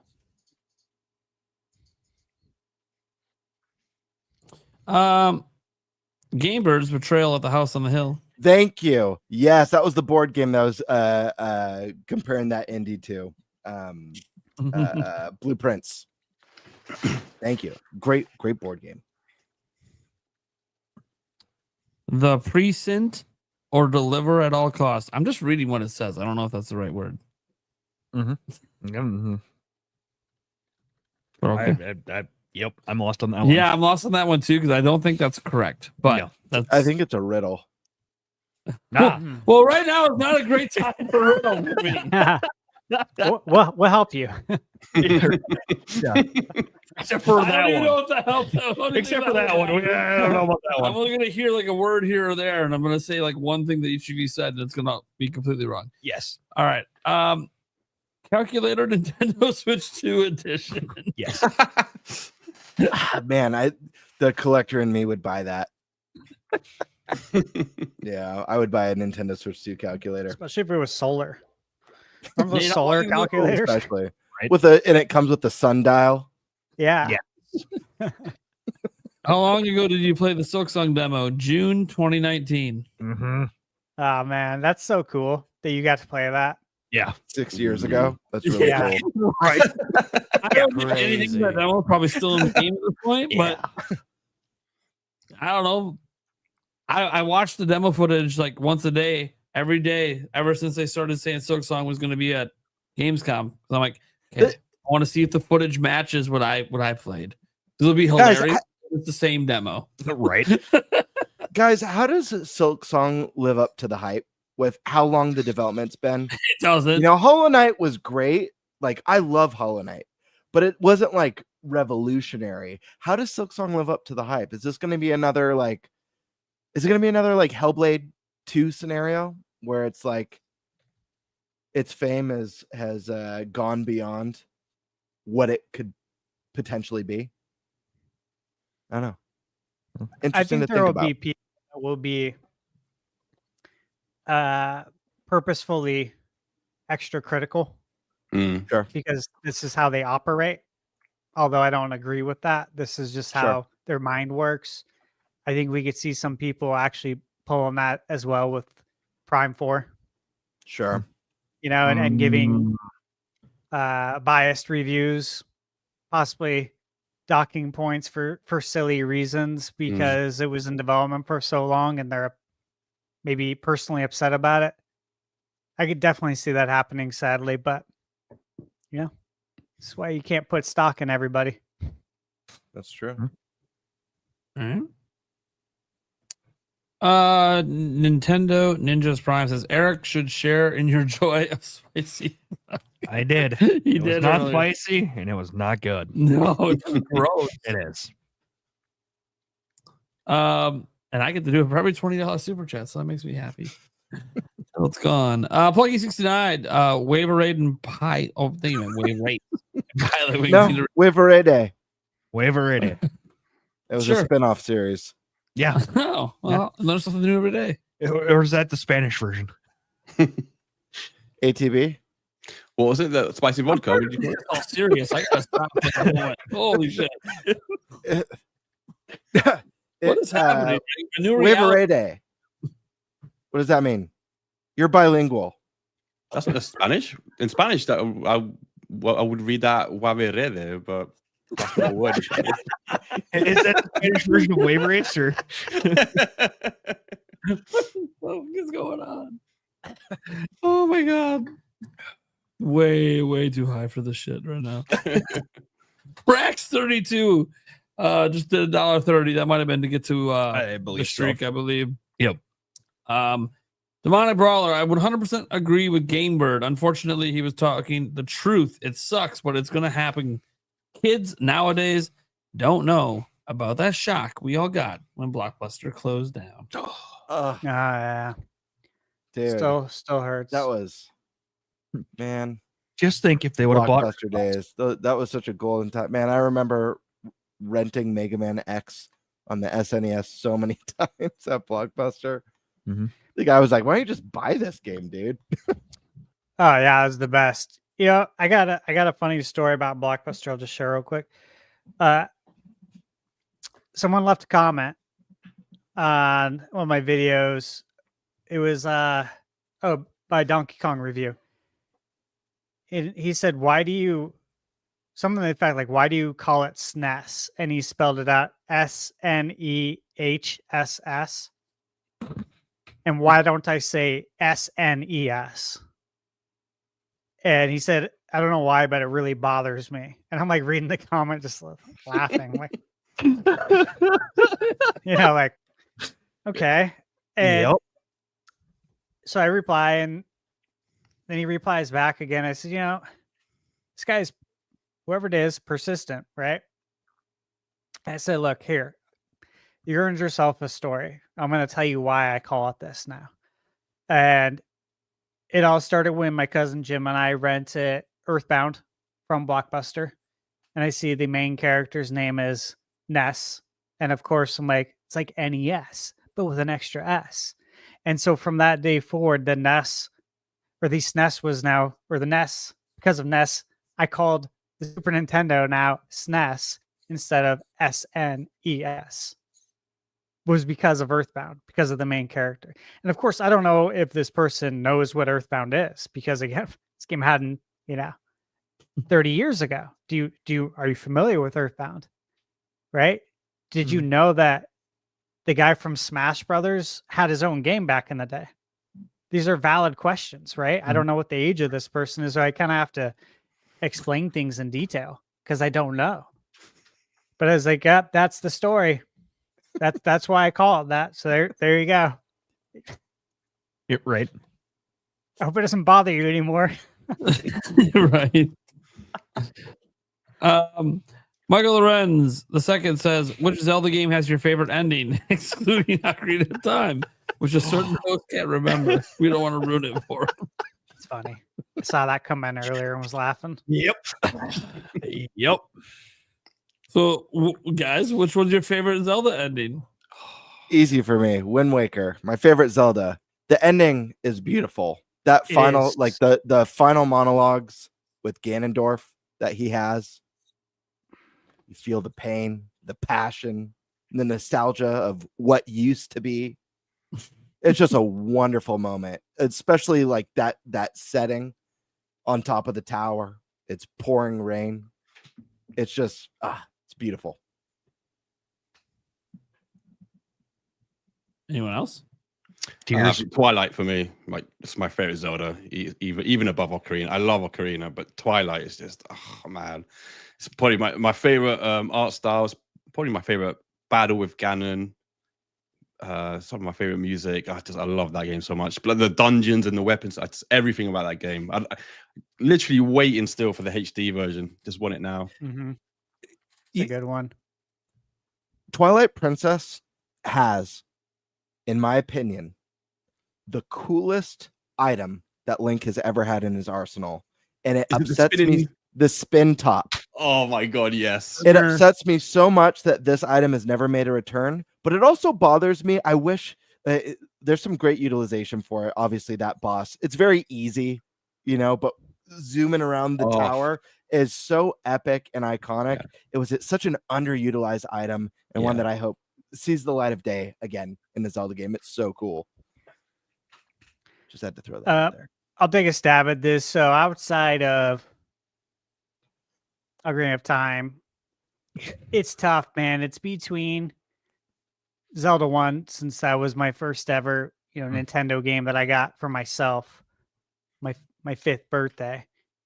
Just because there was so much unknown. There's no guides. Nobody I knew at that age was playing Zelda. My brothers couldn't beat it. They were surprised how far I got. Everything was a mystery. Mm-hmm. You look at like the riddle that you have to navigate in Zelda 1 to get out of the woods Mm-hmm. and into the cemetery. I look at things like how you had to play the flute to get to, was it level 7? Look at how you had to find level 8 by burning a bush. And then level 9, you had to bomb one of the 2 boulders up by Death Mountain. But then the music too, when you get into that level, it's different from the dungeon music in the other levels, and it's intense. And just that feeling of beating Zelda for the first time, that's high up on the list. It's between that and A Link to the Past. Because like going up to Death Mountain, right? Yeah. And it's storming in the background. Your CRT TV's like lighting up from it, from the lightning. It's epic, dude. The whole game is epic, right? With the light world and the dark world, and that is my favorite 2D Zelda. So it's a perfect between game. those. Yeah, they're all so good. It's Even a perfect game. I love Twilight for all those reasons you said. Attack the Backlog, and I can't wait to return to it in HD. I've been holding off because of that. And then Wind Waker too. Like I remember getting to the end and the way the color palette changed. Yeah. Like hit me. I'm like, oh shit, this is crazy. Like, so good. Yeah. And I remember playing that in 2003 when I had first moved out. I was 18, had my own apartment. I'm playing on my, flat screen CRT. And it was just like, so it was mind boggling how cool it was, dude. Getting to that point. I have so many fond memories from Zelda, so I could talk all day. I'm probably a bad guy to ask. How about Darren, Mr. Former Zelda Informer? I'm gonna say it's probably recency bias, but I'm gonna say Tears, like Eric was saying. I know a lot of people have a lot of critiques about that final boss fight, but I thought it was epic, dude. I felt great while I was in that boss fight. It was majestic, to say the least. So I think maybe over time my opinion will change as I replay Zeldas, but right now Tears is at the top of my list for that. Nice. Awesome. Look, there's only one game where it ends where Link gets the girl. Zelda 2, baby. Zelda 2. How did I know you were that? going to say that? Like the greatest ending of all time. It is really good. Now, on a more serious note, because there's not a whole lot of story, I just like that Link gets the girl at the end. Majora's Mask, the ending of Majora's Mask. Especially when you're actually listening to what all the children say, of the moon say and stuff, and all of a sudden it's like it screws with your mind, and you start looking at the game entirely differently than you had been the whole adventure. And it leaves you with a lot more questions than answers. And Nintendo never does that, like any of their games. But that game has a really good credit roll too. Yes, all the scenes that happen during the credits is really good in Majora's Mask. Yeah, so that's mine. So, guys, can we? I know this is a behind the scenes question, but I'm going to ask here. Zelda's my favorite series. Can we plan like a Zelda focused episode for the 40th? Can we just do an all Zelda topics episode? I think we have to. Yeah, like I don't know. It would be disrespectful to the IP to not do that being a Nintendo podcast, right? Yeah. Well, I want to make sure it's not just one topic. I feel like we should just go all out. Let's just do a Zelda blowout show. That'd be awesome. Movie is a topic. 2D, 3D. We have so many topics. Remakes. Remakes. As someone who Boom. used There's to your come up four. with daily debate topics every day, there's an unlimited amount. Oh yes, Yeah. there of are. topics. Let me tell you, you guys say Zelda only podcast. I'm like, you tell me when and where, and make sure we got twice the time because ain't gonna stop. That's the way it goes with Zelda. There's no stopping. Anyways, obviously that's gonna have to happen out in February of next year. Looks like the actual date's on a Saturday. So if we do a bonus show Do or the show before. do the show before, yeah. Make that the celebration. Anyways, we'll figure it out. Yeah, I know. Joyce J is probably already begging to get in because Yes, she is. that's her favorite podcast ever. Is when we do all Zelda. Last time we did an all Zelda one was the Nintendo Prime podcast for I think so. Tears of the Kingdom. We did one, and obviously Tears of the Kingdom was almost a weekly topic back then, but we had other things we talked about. All right, so it was. So a joke question turned into a nice conversation. That's what we do here. Taker 610. Would you guys be okay with $80 for physical versions of games as long as it was available digitally for $70?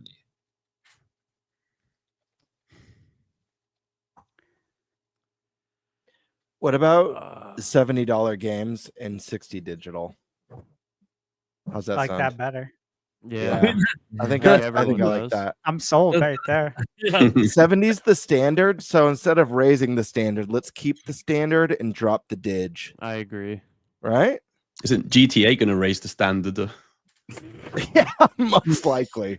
You know what, dude? That's going to be interesting to see how that plays out with the global ID. Yeah. Dude, that So- is a heavy topic. It is. Yeah. When I see 80 to 70, the only thing that pops in my mind is physical for Nintendo Switch 2 is just significantly more expensive. So when we talk about, like, I like the idea 70 and 60 sounds way better. But that 70 and 60 is going to be significantly less money than it would have been on Switch. So I guess it's basically asking, would you be willing to pay $10 extra to have a physical cartridge? And I think for some people that's a yes. For other people, they're going to be like, no, boo, you can't have. But I also got to remind people, like, physical tends to go on sale more often than digital. So I don't know. I don't like, okay is a strong word. I said in my video, I think today, that, you know, I'm not dumb. I know the all digital future is coming, and I'm not going to just be scared of it. It's happening. It's fine. I care about playing the games. You know, it's cool to have the collectibles. It's cool to have the physical product. But look, in the end of the day, I'm playing a video game. And I'm just here, and I'm going to get to play some sort of games till I die. So, yeah, the price doesn't matter that much in the end, as long as I really want to play the game. But it's still, I think people just are scared of that $80 price. But GTA is going so much higher than that. So, dude, I just spent $100 on Madden the other day. I can't be talking about anything about price. What's that? The backlog.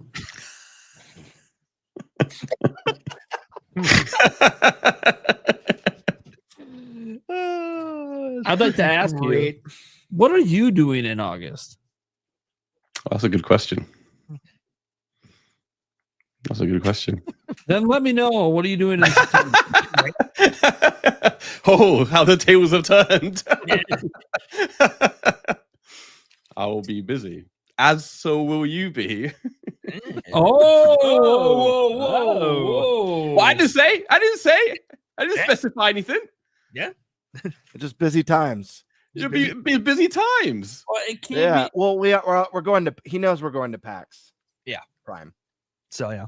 I think he's referring to Well, that's PAX. only like, it's like one day of September.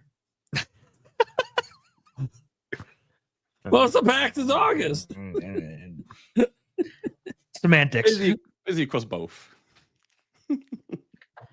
Well, now I'm really confused. Is he trying to tell me the director's dropping up between that Sunday and Monday? Yes. TV said nothing. So I'm gonna be so upset. I'm gonna be so upset if it drops on the 1st, because that's when I'm flying back. I'm all on the plane. You're gonna have to get that airplane premium Wi-Fi, man. I know. But Right. watch them do weird timing. So it's like, it's while I'm landing. Yeah, It's right. like Right. a quarter through the direct, and I'm refusing to get off the plane. It's funny. I'm worried. I've Yeah. got a holiday in one of those 2 months, and I'm a bit worried now. I tell the wife, sorry, we can't go. I'm sorry. What month do you have holiday? I can't.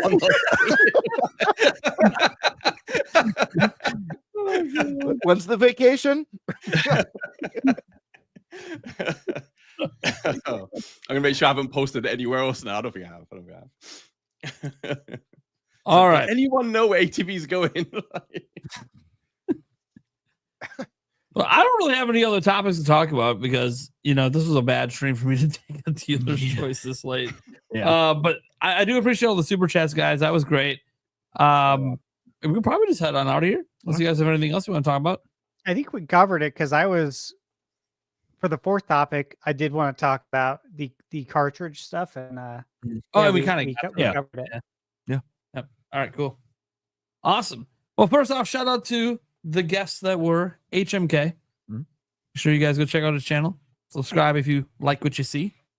Kind of a guest, but never really here. Switch Force. I'm gonna check him out as well. Shout out to him for it was his idea to do the segment. It's almost like maybe he wanted to drop that tease. I don't know. Just saying. Then we can get to the ones that are left. You poor pathetic souls. Show some respect. To Darren, never. Darren, I gotta work in 6 hours. cool. Yeah. Yeah. The funny thing is, so do I. Oh hell yeah! ATV is like, I don't want to hear it. Get right. Yeah, I know. I'm just thinking, oh my god. He's like, It's half sleep. 5 for me. Poor ATV. But no, Darren, where can people find you ever, anywhere? Twitch.tv/Dern_television. Starting this weekend, I will be streaming Switch 2 games like Donkey Kong Bonanza and Mario Kart. I'm attempting to 3-star all of the cups right now, and I'm going to be streaming that. And I also throw in a little bit of Counter-Strike on there if anyone's interested in that. Very nice. Original or 2? 2. 2. Okay. What I thought. All right. Attack the backlog. Wink if it's August. That was a blink. No, I know. That was You see how much I concentrate when you come to me. Anyways, what do you got going on? Where can they find you? You can just find me on, I don't know, YouTube, X, just Attack the Backlog. I'll be on YouTube most days this week doing what's it called, the indies, and then just making some news videos and then podcasting on the weekend, and hopefully doing a Donkey Kong review with Mr. GameBird there chilling around the fire with marshmallows. Yeah, we're gonna try and plan a campfire review. Dude, I think it was when you told me that idea, I was like, dude, this is rad. I love this. That's like the perfect use for I can see the developers are gonna be like, oh my god, we got 2 sales. Yeah. Oh, there goes Just next week's joking. guest. Hey, you know what? One of my subscribers, Tyler Quill, he bought it last week, and he was saying in chat that it's actually good. Honestly, It's I'm actually fun. excited. Yeah. Did you know you can level up your campfire? There's a leveling system for it. I was reading about it. I'm like, what? There's I have to pick this up. This is interesting. skill trees for your s'mores. I love it. Yeah. You ain't shit if you ain't a level 300 fire. So we can't even see each other. It's just flames in between us. All it is. Oh man, Eric. Yes, you can find me here, except for next week. I will be out, and then you can find me on the Clips channel. There you go. GameBird Classic. What is up? GameBird here. You can find me on YouTube at GameBird Classic or on Twitter at _Birdmaster. got some content planned out. It's been a little bit slow on the channel. I've had a really busy couple weeks. Some stuff going on behind the scenes, but I got a lot of really cool stuff planned. I just got to get it finished. Hopefully, like you said, ATB, we'll be doing something really cool soon. But yeah, stay tuned. I got some cool stuff coming. Ladies and gentlemen, put your hands together for a man in his prime, Mr. ThunderStash Gaming. Dude, was not expecting an introduction like that. Thank you. I'm almost speechless. Okay. So, DK Bonanza review, posted that last week. Then Eartheon, I posted the review for that over the weekend. And then I just posted yesterday my review for Ninja Gaiden Ragebound. So 3 reviews, just posted. I'm working on Turbo Kid, Shadow Labyrinth, and Michaela and I need to play Mario Party Jamboree TV. We need to test that out. I will be playing Dragon Drive as well. The big N sent me a code for it during the podcast. Must be nice. Must be nice. I know. Shout out to Nintendo. Thank you. But yeah, this is something I was interested in. Obviously, I did an impressions video on it, and I love basketball. Clearly, so yeah, I'm excited to play that. Is anyone else playing that? By the way, anyone planning on pooping it up? I'm waiting for your review, Stash. You are okay. Yeah, legitimately. Yeah, I'm legitimately waiting After to the hear your full thoughts on it. They dropped. I've been very interested. There's a lot more in the game than I thought. Right? I knew there would be. Everyone was worried about it. I'm like, there's gonna be some more. I don't know what it is, but there'll be more. But yeah, I like how they have it set up with the lobbies and stuff. It'll be interesting to see how it plays out. I'm gonna do that the jam this weekend. It's like the early thing, just to get a feel for it. And oh yeah, I forgot about that. I figured I could probably get some valuable stuff for my review ahead of time as well, since I'm not getting the game early. I get it on release day, but at least I could try it out early, get ahead on my review too. So yeah, hopefully I'll get that review out quick so you guys know. All right. Oh, what about what Shadow drops tomorrow too? Shoot, that might be something. If Hades 2 Shadow drops, yeah. If any of the games I mentioned Shadow drop, one of those games might make it into the reviews because I've been going ham lately, like 12 hours straight before I stand up, kind of ham. I was hoping for the honey glaze kind, but that's fine. Oh, that's a good one. Yes. All right, guys. Well, I'm Nintendo Prime. Daily news, rumor coverage. Your daily clickbaiter. I was gonna say, do you know that for sure at this point that you are Nintendo Prime? No, I know who I am. Okay. Do I know my real name? I know my pseudo name. Okay, fair enough. Okay, like when I was doing the whole introduction thing for Stash for a moment, I was like, am I talking about myself or am I talking about him? Yeah, prime time. But no, you guys can find me right here on YouTube, Nintendo Prime. It's always Nintendo Prime on every social media. Sometimes there's an underscore, sometimes there's not. I'd say you could tell who's who by looking at the profile pictures, but I realize I'm so bad at updating my social medias. I think I have like 7 different logos. Yeah. So, and in the ones where it's Ninty Prime.